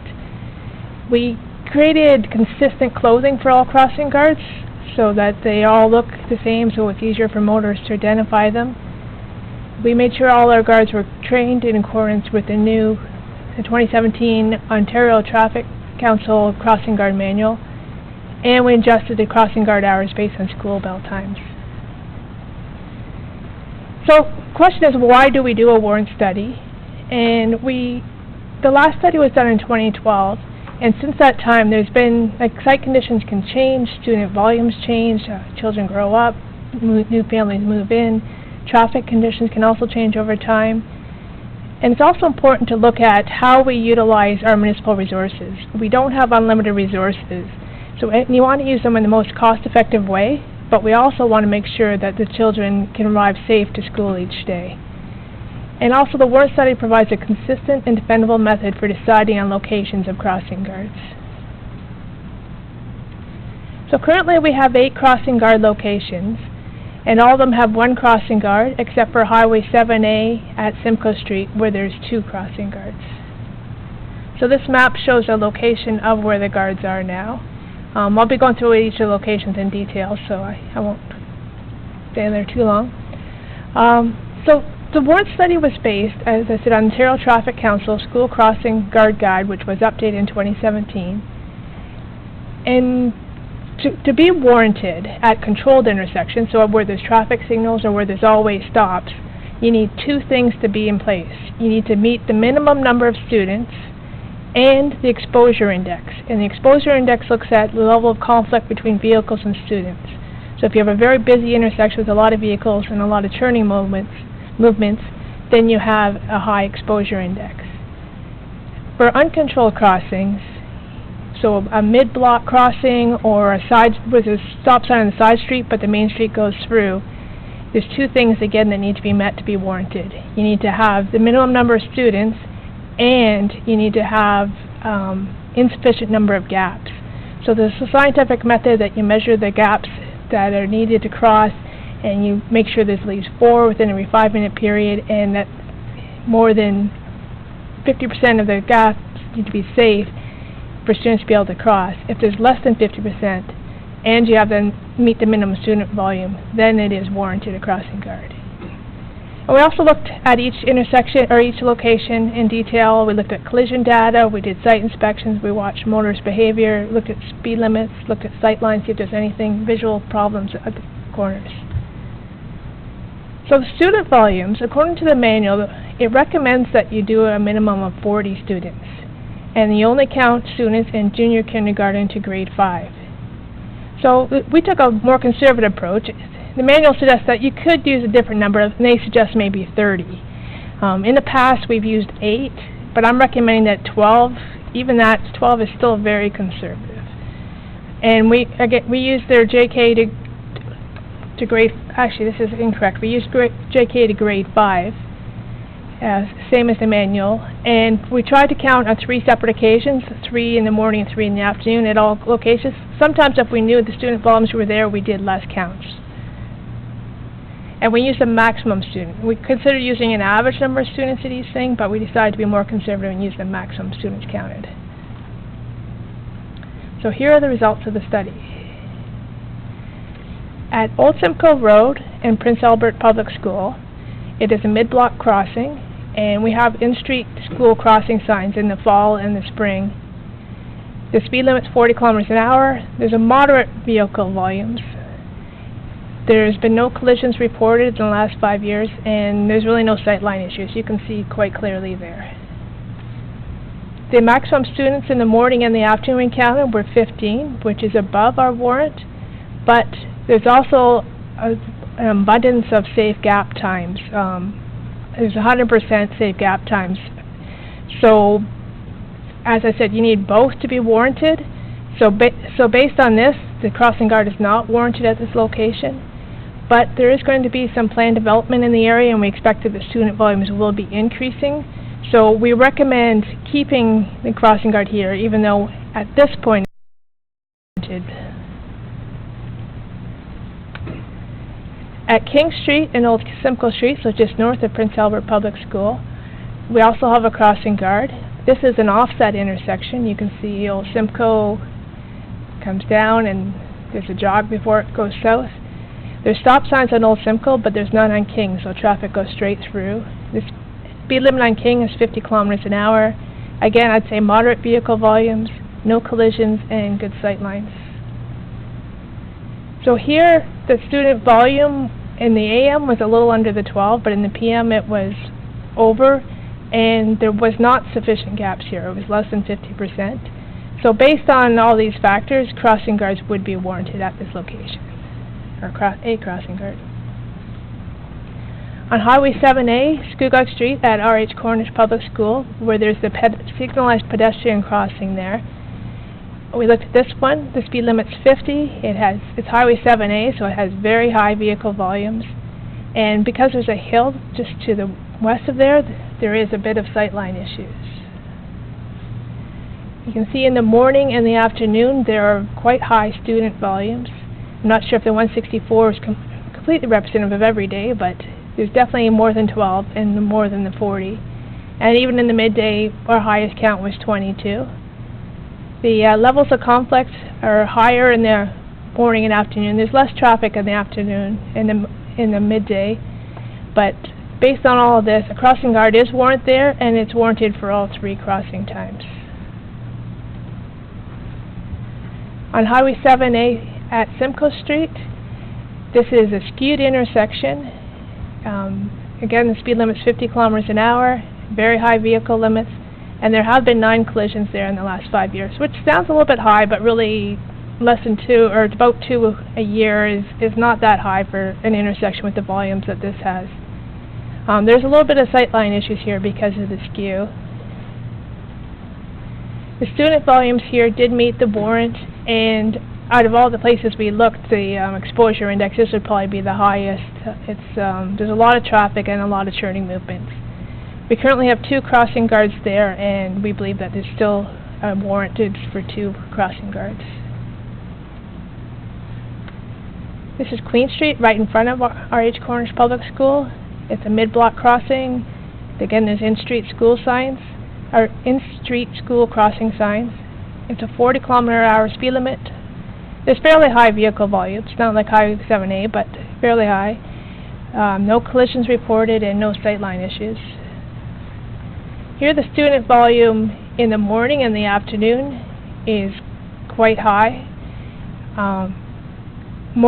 This 10 students, actually I believe that this one actually was counting up to grade 8. If we count just to grade 5, it was either 2, 3, or one day there was 0. And so looking at the midday, it does less than 12. I think that it's actually less than that. It's more like 2 or 3 on an average day. And there is sufficient gap times. So we do not believe that the crossing guard is warranted at lunchtime. But you can see the numbers are quite high in the morning and the afternoon, and the gaps are quite low. So it's definitely warranted in the morning and the afternoon times. This is Old Simcoe Road at Chimney Hill Way and Bay Street. There's stop signs on Chimney Hill and on Bay. The speed limit's 50, there's a high vehicle volume, no collisions reported, and no sightline issues. Here the student volume is below our warrant, and there's also noted that there's no safe gap times. So this one's kind of a unique one. It's because of the lack of gaps, it is difficult for students to cross here. So while it's not warranted, we're recommending it in the interim until we can build a sidewalk on the west side of Old Simcoe. So the circle, red circle, is where the crossing is. The developer, Cockers Creek, will be building a sidewalk to this road, and the township should build a sidewalk the rest of the way, and then the students don't have to cross here. They can walk along the sidewalk down to Queen Street. So we recommend that this crossing guard stay there until we can build the sidewalk. We looked at Old Simcoe Road and Reed Street as well. It's signalized 50 kilometers an hour, high vehicle volumes, 3 collisions in the last 5 years, but no sightline issues. The student volume is quite high here as well, and so is the level of conflict, so a crossing guard is definitely warranted there. We considered 2 crossing guards at this location, but we watched the crossing guard and we talked to him, and he felt that 1 was quite sufficient there, and we agreed. We also looked at Old Simcoe Road at S.A. Cocker Public School. So this is a through on Old Simcoe, but a stop sign on Carlin Drive. The speed limit's 40, moderate vehicle volumes, no collisions, and good sight lines. The student volumes were well over the minimum, but there was a lot of gaps here. So we considered whether or not it was warranted. So technically it is not warranted, but with student volumes at 38 and 35, we felt that a crossing guard should be there because there's quite a few students that cross. So those are all the locations that are currently existing. We then looked at three other locations that don't have crossing guards. The first one was Old Scugog Road and Alexander Street in Blackstock. Here there is a stop sign on Alexander Street and through traffic on Old Scugog. The speed limit's 40. It's moderate vehicle volumes, no collisions reported, and no sightline issues. Here, the student volume in the morning did not meet the minimum volume. It did in the afternoon, but there's also a lot of gaps for students to cross. And it's a narrow road and fairly easy to cross. So we evaluated that, and based on the crossing guard warrant, a crossing guard is not recommended. We know that there has been people asking for something there, so I looked at the new OTM manual, book 15. It has suggestions for pedestrian crossings, and I think that a pedestrian crossover would be applicable here, and it would provide added safety for the students crossing. We could do a ladder painted crosswalk, and we could use signage to make sure there's no stopping or no passing within the area of the crosswalk. And part of the problem there is a lot of parents come and park there and have their children walk down the street. So if we could take away the parking away from the crosswalk, it would provide added safety for the students. We also looked at Old Simcoe Road and Queen Street, four-way stop controlled, 40 kilometers an hour, high vehicle volumes, 5 collisions in the past 5 years, and it's a skewed intersection. Here we found 17 students in the morning and 21 in the afternoon, which meets our criteria. And we looked at the level of conflict, and it was high as well due to the volume of traffic, the number of turns. So based on all these factors, a crossing guard is warranted here. We also looked at Simcoe Street and Reach Road. It's signalized, 50 kilometers an hour, very high vehicles. Oops, collision reported in the last 5 years. I didn't update that. I know it wasn't more than any of the other ones. Sorry? Thank you. Okay, this is obviously an old presentation. I think we got the wrong file here. So the student volumes at Simcoe Street and Reach, they were 2, I believe, in the morning and 0 in the morning and 2 in the afternoon. So the student volumes were not warranted based on student volumes. There is some exposure index issue there, but this crossing guard is not warranted at this location. So I apologize for the old slide. It was a draft slide while I was waiting for the final numbers, but the reports that I've given council shows that it's not warranted. Simcoe Street and Queen Street, this is the last one we looked at. It's a skewed signalized intersection, 40 kilometers an hour on Queen and 50 on Simcoe. Very high vehicle volumes. Collision reported. Should we have that from the report?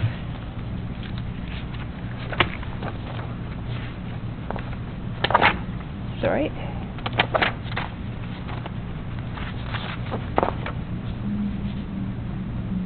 There's 10 collisions in the last 5 years, and some sightline issues. So the student volumes for this intersection, there was 12 in the morning and 14 in the afternoon, which meets our warrant, and the level of conflict is high, so a crossing guard is warranted at Simcoe and Queen Street.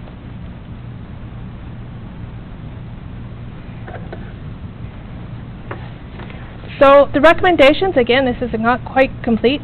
We recommend to add a new crossing guard at Old Simcoe Road and Queen Street, and also a new crossing guard at Simcoe Street and Queen Street.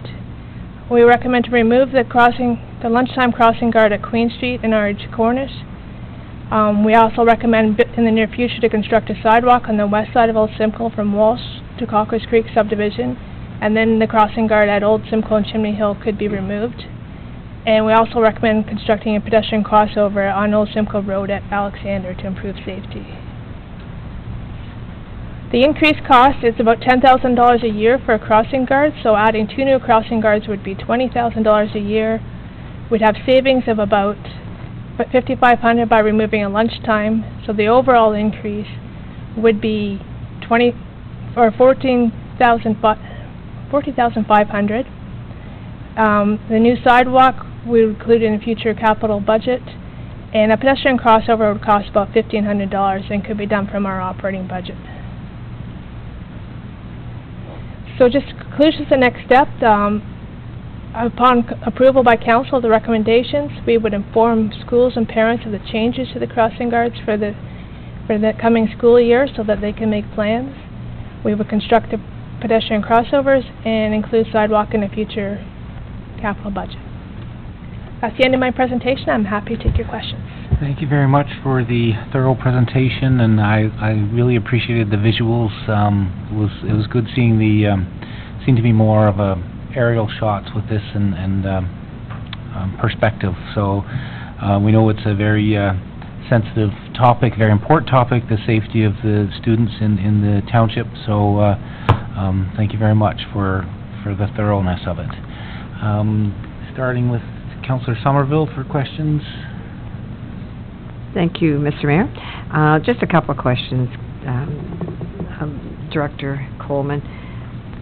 Thank you, because I can't believe how busy these streets are, and these kids are crossing especially Simcoe and Queen Street, because they're vicious streets to walk across. As adults are vicious, and so I'd hate to be a little child. My question is, when you're crossing the roads, like, just for an example, you're putting one here at Queen and Simcoe, are you just, which way are you putting them? Crossing Queen or crossing Simcoe? Through you, Mr. Mayor, the councillor, that crossing guard would be crossing Simcoe Street, and it would be crossing on the south side of the intersection.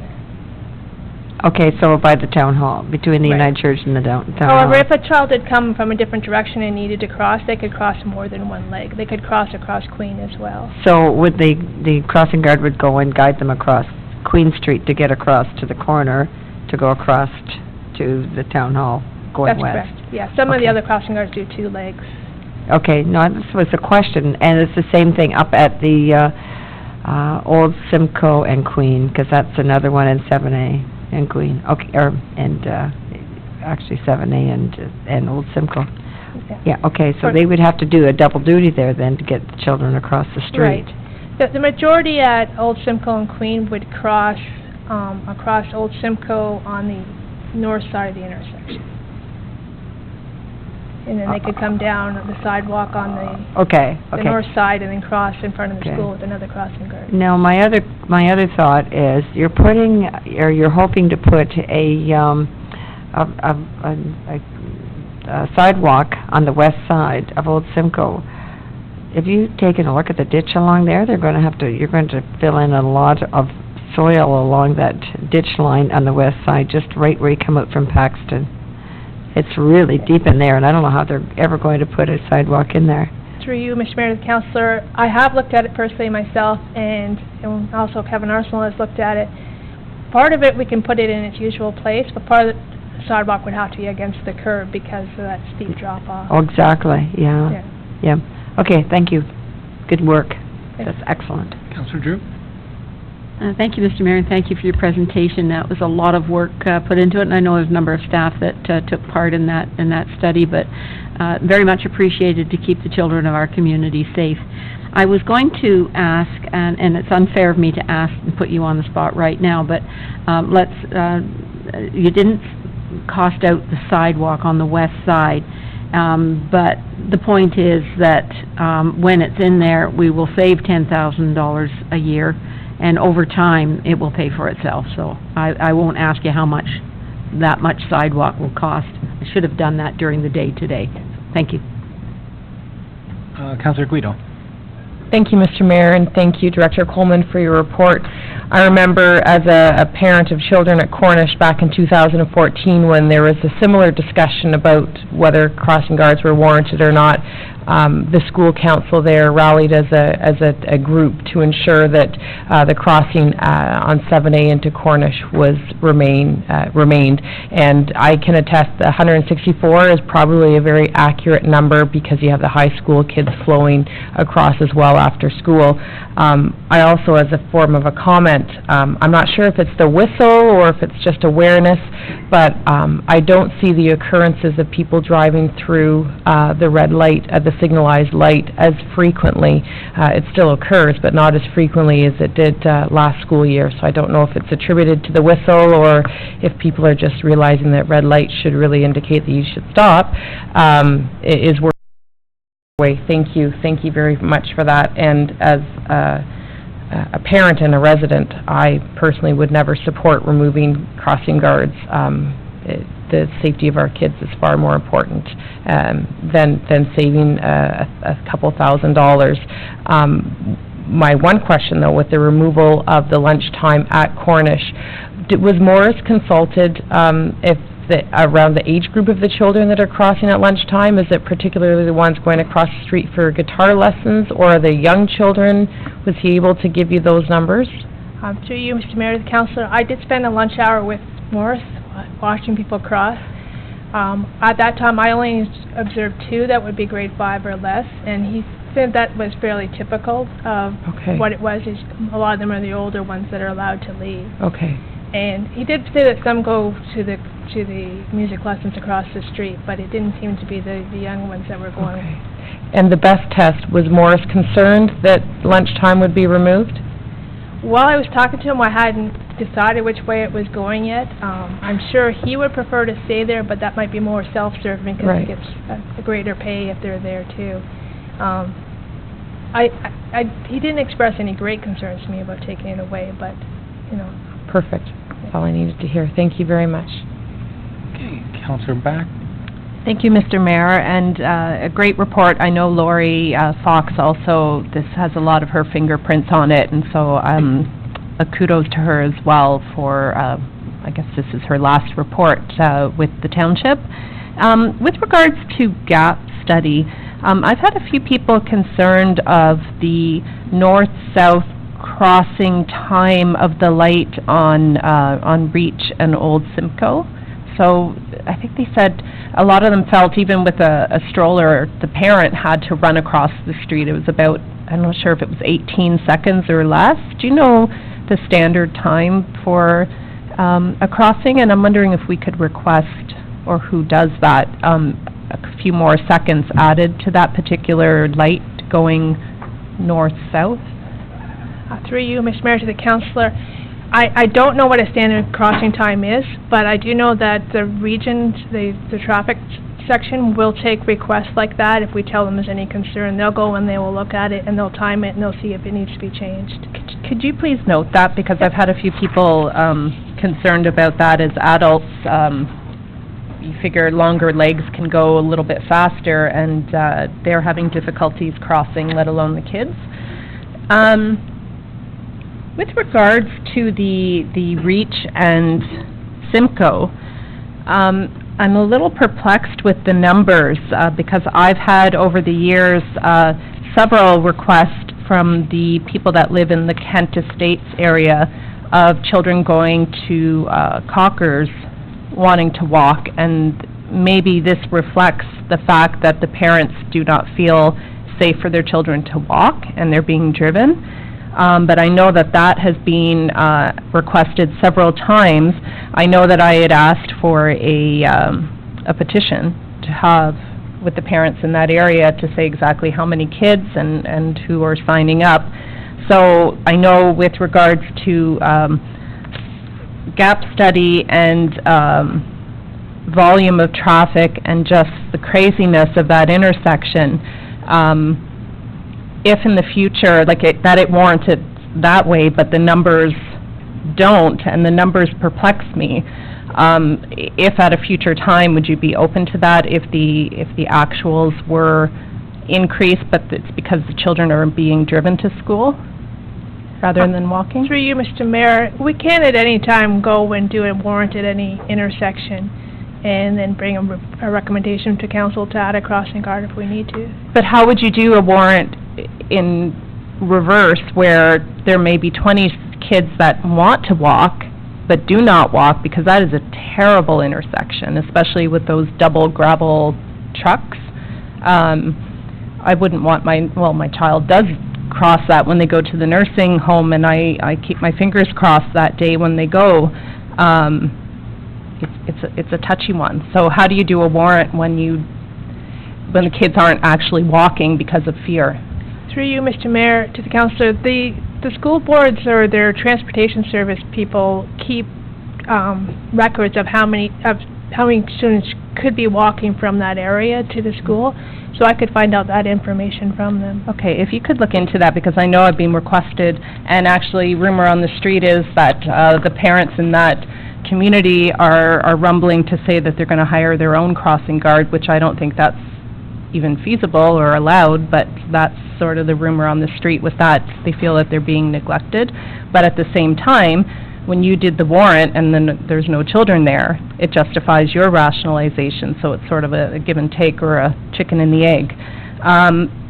But a flip side of that is the Cocker and Old Simcoe, where I requested that in early 2015, and although there were not a lot of children crossing per se, there were a lot of parents picking up behind the arena, and I went to speak to them and ask, and they said, yes, we'd like our children to walk, we do not feel safe for them to walk. And this reinstatement of that crossing guard actually is a success story, because now you have where is it here? 38 and 35 children walking to school, and that's what we want. We want to promote our kids to walk. That's something that was typical in our day. Parents probably left before, and you had a key, and you just got to school. Nowadays, and a lot of the traffic going in front of the schools are actually parents dropping off their children. So if we could get more kids walking, it's better for their health, it's better for their education, and it's safer as well with less volume of traffic. So that is a success story, that reinstatement.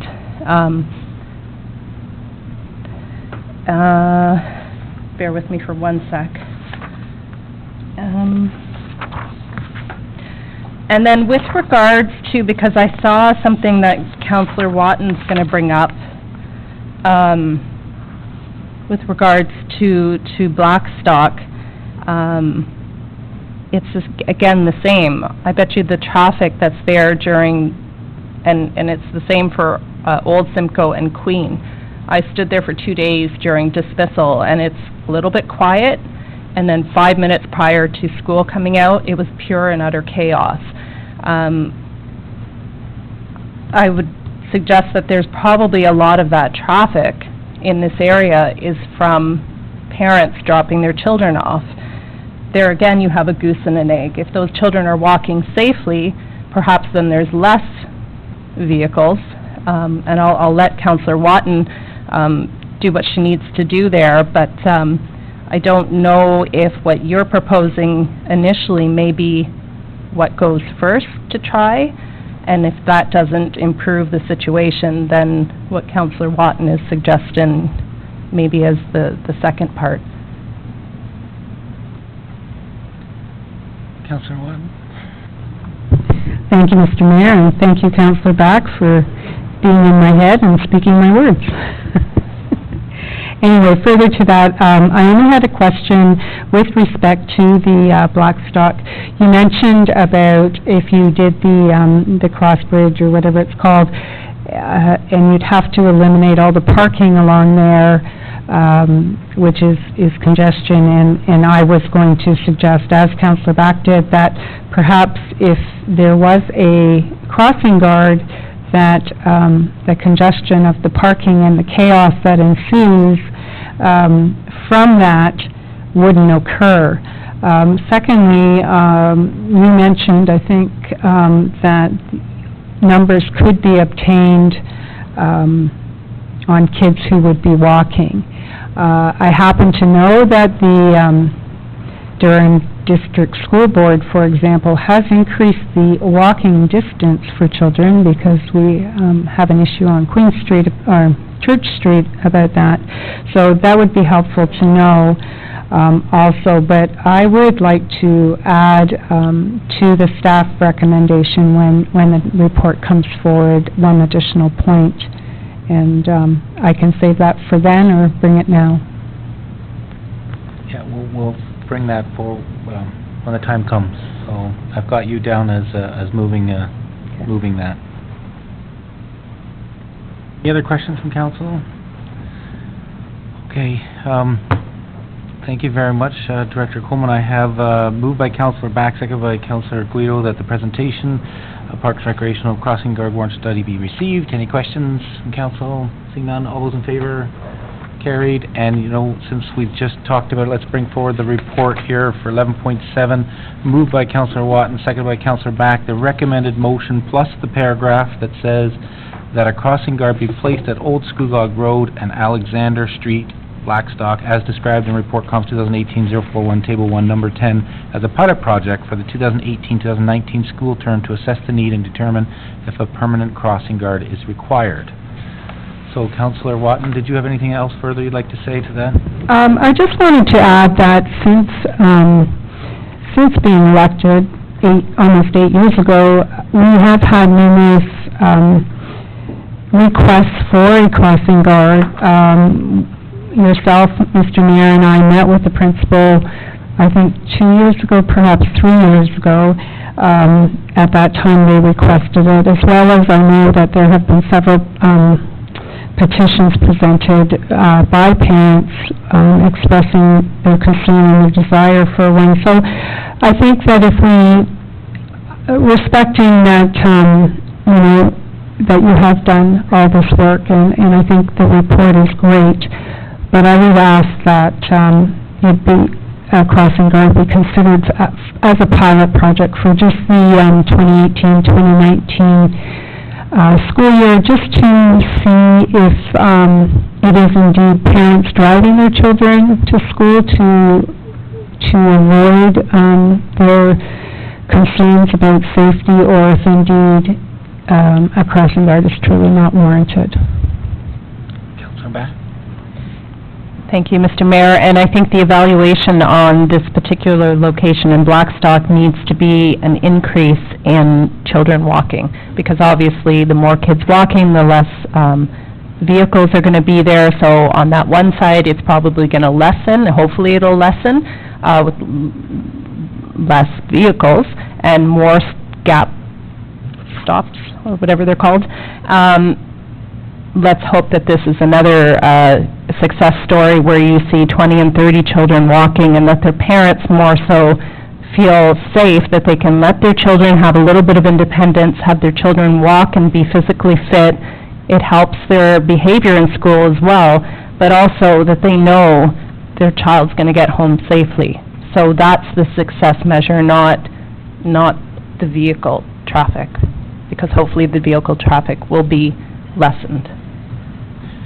And I do, it was at least 2 years ago, probably 3 years ago, when I attended, was asked to come over with Councillor Watton to the Cartwright Public School there, and the concerns were expressed, because they even wanted much of what you suggested as a bare minimum, but many residents, because they don't have the facilities there, they want their kids to walk, but that old Scugog Road, I used to live on there. I know that even though it's posted 40 kilometers an hour, it's many times the cars are barreling down that road, and I would feel the same way as parents of being uncomfortable having them walk from the adjacent subdivision or the areas around there. So I do support this addition onto this recommended motion to have that on there. So I understand the need for the warrant study, but that was my same comment too, is that's the amount of people walking when there isn't a crossing guard there, and I would expect that to increase to meet the minimum warrants criteria for after a crossing guard is there. And if this is a pilot to see if that happens, I think that's a good way of testing that. So do you have any concerns? Yes. Thank you, Mr. Mayor, and thank you, Councillor Watton, for your comments.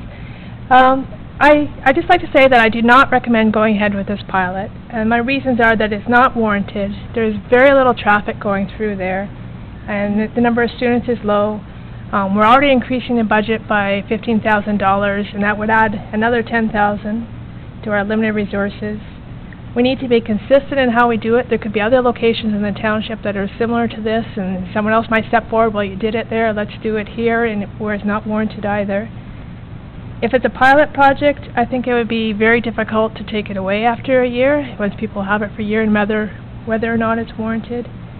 And also, it's a little bit different situation than ones that are more in the Port Perry area, because there's probably a lot less potential people walking there. There's a smaller number of people in that area, and probably a lot of people that are driving are from the rural area around there and can't walk. And just lastly, if you do decide to go ahead with it, I don't think that you should do the pedestrian crossover as well, because by the book, it's not warranted either, and I don't feel comfortable doing two unwarranted things. I'd rather do one or the other. Councillor Watton? Well, basically in your report, the afternoon would warrant. It has the student volume, and in several of your other areas where you're putting them, there's one or the other that is warranted and not. So I would say definitely in the afternoon, and I think a pilot would likely reflect that those numbers would be over 12 in the AM. So if we had to cut something out, then I would certainly cut out the what is it called? The bridge? The pedestrian crossover. Pedestrian crossover, and go with the crossing guard. In all the in all the ones you've listed, other than Cartwright, how many are not having a crossing guard? Through you, Mr. Mayor, the ones we've analyzed, there's just one other one that didn't meet the warrant that we're not recommending going forward. Well, I'm still going to my recommendation. I think it's important that we also acknowledge the residents and their concerns, and warrants or otherwise, it's still the safety of our kids that is foremost important. So appreciating that we need to follow guidelines and so on, that was why I suggested the pilot, and also respecting that once they have it, it will be difficult. It needs to be well communicated to both to all the students at the school and their parents that basically use it or lose it, and that's how I would approach it as a pilot project. Councillor Batt? May I ask, the savings for the bell change, was that about $6,000? Correct, 5,500, yeah. 5,500? Okay, so 11,000 in total with, if we remove the lunch crossing and the savings for the bell, so that pretty much well covers... Oh, I'm sorry. I thought it was 6. I was talking about the lunch crossing with Yeah. 5,500. I thought it was 6. Earlier this year, it was about 8,000 or something. Oh, even better. So, 13,000? So that well covers our cost. I know our CAO is diligently trying to find efficiencies, and we're just putting them to net zero, but as Councillor Guido said, we don't put a price tag on our children. So I know that Blackstock residents have been screaming for this. I've seen posts on Facebook with regards to our council that we won't put a crossing guard for their children, sort of an us versus them. So why don't we try it, or why don't we even perhaps have a half-year pilot? So people start school in September, eager to go, eager to start routines. I don't think many people get up in a January morning and say, let's walk to school, let's start that. So maybe we do a half-year pilot to see from September to December and get those kids out, and that's well communicated. If it's Wilma standing on the corner with a big sign and a Wait a minute. Yes, that's your ward, still your ward at that time. To communicate it, get those people out, and then if, come January in our new budget, they're not using it, they have no one to blame but themselves. So either get those kids out and walk, and if it's an increase in kids walking, then we keep it, and if it's not, then it's obviously not used and warranted. Sort of a middle of the road. Councillor Drew? Thank you. I'm just wondering about an amendment to the extra clause on that recommendation, that if the information from the Durham District School Board indicates a possibility that the numbers would meet the warrants for a crossing guard, that a pilot project be initiated for the 2018-2019 school year.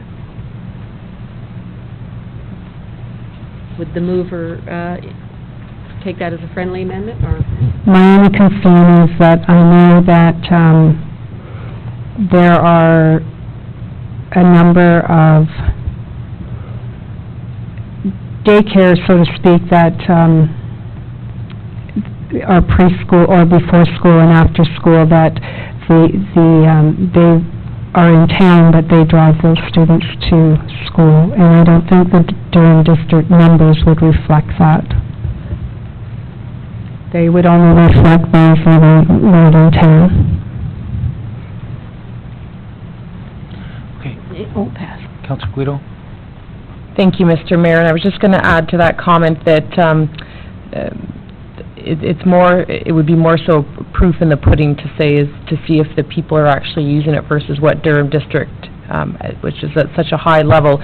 We have kids that share parenting and stuff, so it would be difficult to assess from Durham District School Board to know based on an address that they've registered with if that's truly where they're spending all their time. Outside of that, no disrespect intended in my next comment, but and I know it's a different comparison, but according to the warrants, because there's a traffic light at 7A at RH Cornish, it really doesn't require a physical crossing guard, but because of the volume of traffic and because children are crossing there, we made the decision, you guys made the decision years ago to implement and retain that crossing guard there. Sometimes warrants need to be tweaked in order to meet what the residents are, and like Councillor Back, I do see it on social media where some residents out in Blackstock feel as though Port Perry seems to receive all of the services or the benefits of these things, while their children don't. So yeah, I would definitely support a pilot project, and if I'm not mistaken, did Councillor Back not get a crossing guard in front of Cocker based on what the parents were saying that they needed? And again, it may not have met the warrants at that time, but I think on your presentation it proved that those numbers are very well used. So I would definitely support something for Blackstock area. Thank you. I don't see anybody else speaking to it, and I don't have any changes to the motion that was put forward, including the pedestrian crossover.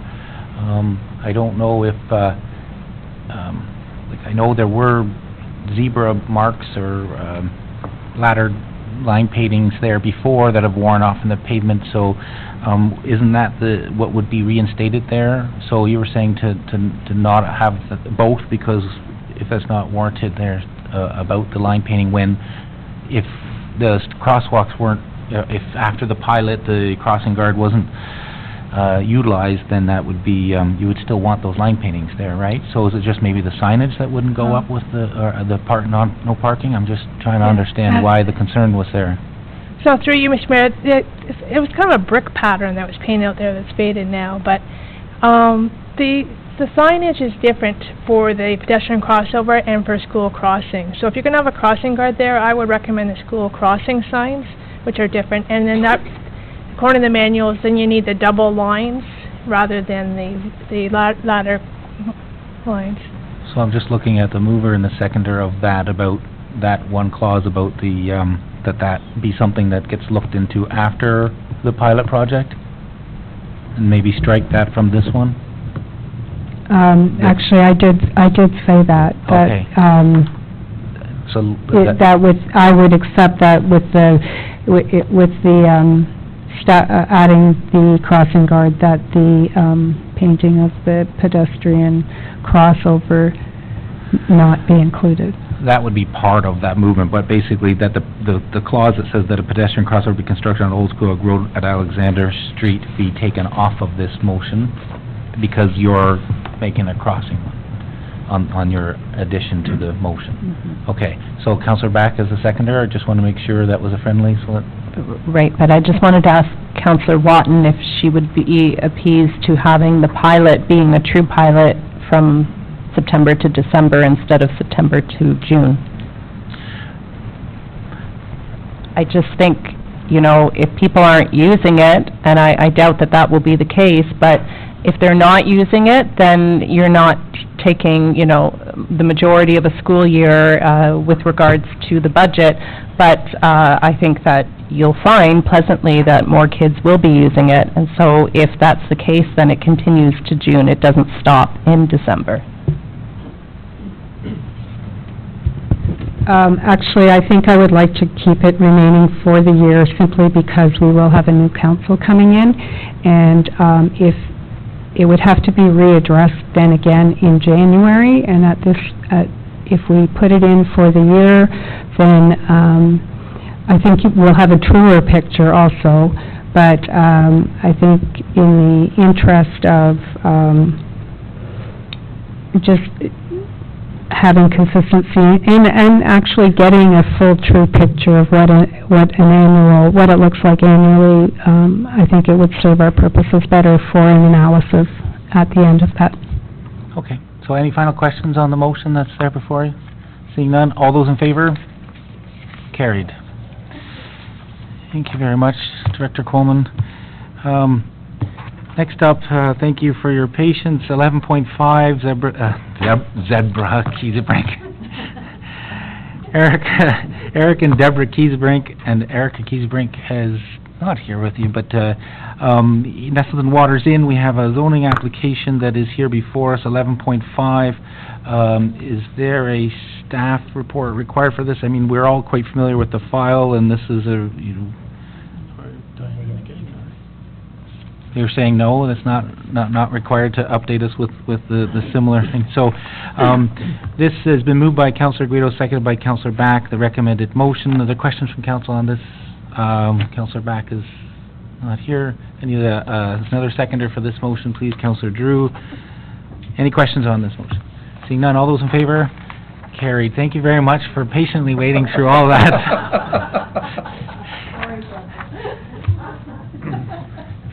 Now you can be proud of the crosswalk at the crossing guard at Blackstock.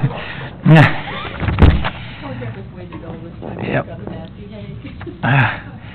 Thank you. Next up, we have the 11.6, the zoning bylaw for Alan and Kim Campbell. Recommended motion. Need a mover and a seconder for that. Councillor Somerville, seconded by Councillor Watton. Any questions for that recommendation? No staff comments or anything? Hey, Councillor Watton? I would personally just like to thank Diane for finally getting it to this point and helping the Campbells work through the myriad of issues that, again, were very confusing to them. So I thank you very much, Diane, and appreciate that it's finally at the table at this point. Excellent. Any other comments from council? Seeing none, all those in favor? Carried. Thank you. Next up, 11.8 is the Canada Day celebrations. The report, motion for the Canada Day celebrations update be received. Moved by Councillor Somerville, seconded by Councillor Drew. Questions on the report? I know that there was, I just wanted to comment on the ambassador program, the town ambassador. I think this is an excellent initiative. I look forward to seeing this, if you pass this on to the Canada Day Committee, whatever is coming out of the ambassador, it's going to be good news for tourism, and obviously the mascot has been touched on again here, and the excellent Canada Day celebrations, the great fireworks, and it's just an excellent day for all of us and all the residents. There was a question, and I don't know if I'd be able to ask this if there's anybody that would answer it, so maybe Director Coleman, do you know if we do have volunteers that are going to be ambassadors, that there would be a shirt as an identifying ambassador, or is it going to be a name tag or a name tag shirt? I was just trying to think of ways to create an icon. Mr. Mayor, I'm not sure if there'll be a unique shirt, but I'm sure they'll have one of the Canada Day shirts to wear. Hi. All right, no, I just think that's an excellent initiative. Councillor Drew, did you have updates? In the past, they've had some shirts that I'm sure they're going to do it again this year, because I think they probably have them in stock. But in any case, the students did have shirts for the day, and I think they passed them back in afterwards. So. Right, and my understanding from this one is well, I was hoping to see that this ambassador program is going to be expanded out and be something that could be adopted for, outside of this event and other events, that we have ambassadors for other events that are happening on, because I know I was approached by some residents saying that there are towns that have ambassadors that they go around promoting the events, and they're just volunteers, so they don't really cost the township money. So if wasn't very clear to me on how long they would be providing this ambassador program for, if it says about students getting volunteer hours, etc. I was just hoping that was going to be, I see the summer events coordinator, but I'm looking at other non-municipally run activities, so I don't know if anybody has some more information on that, or the plans, or if this could be brought forward. Councillor Drew? I'm not sure if there is an expansion of the ambassador program this year, but this has been ongoing for a number of years. Sometimes we get more ambassadors than others, but they do generally go to other events with the summer events coordinator. Okay, no, I just want to make sure we expand it out as much as possible, 'cause I know talking to Chuck from Central Counties Tourism, et cetera, they have a program that I don't know if we're implementing through the Tourism, Economic Development Advisory and Tourism Committee, that they would, these ambassadors would also be, you know, employees at restaurants, et cetera, that have a name tag that's ambassador, so that when there's people from out of town traveling here, and they say Scugog Township Ambassador, then people can be asking them further questions on stuff to do or places to go. So I don't know if we could be looking into that further for next year or something that would be an extension of promoting all the great things that happen here. So, any other questions on the Canada Day report? Director Coleman? It's not a question, but I'd just like to provide an update on the sponsorship. From the time that this report was published, we had $5,250. We're up to $8,000 now, but we're still quite short of our goal of $16,000. So if anybody knows anybody that would like to help sponsor the event, please contact them now. Okay, so maybe our present media here could put a little call out to the public for sponsorships, and that they should be reaching out to the coordinating committee at the township office here. Who's the point person for sponsorships? Shauna Cornish would be the point person. Shauna Cornish still, because she won't be moving, she'll still be in that position, right? So, okay, thanks very much for that, and so we have the motion. Oh, Councillor Watt, did you have?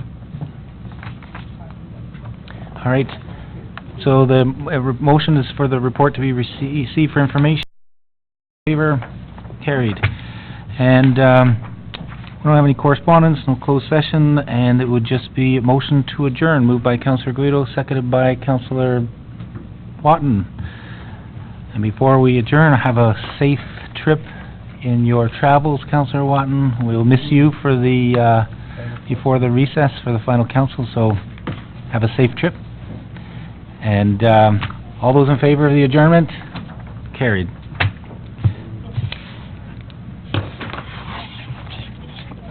Did we miss any?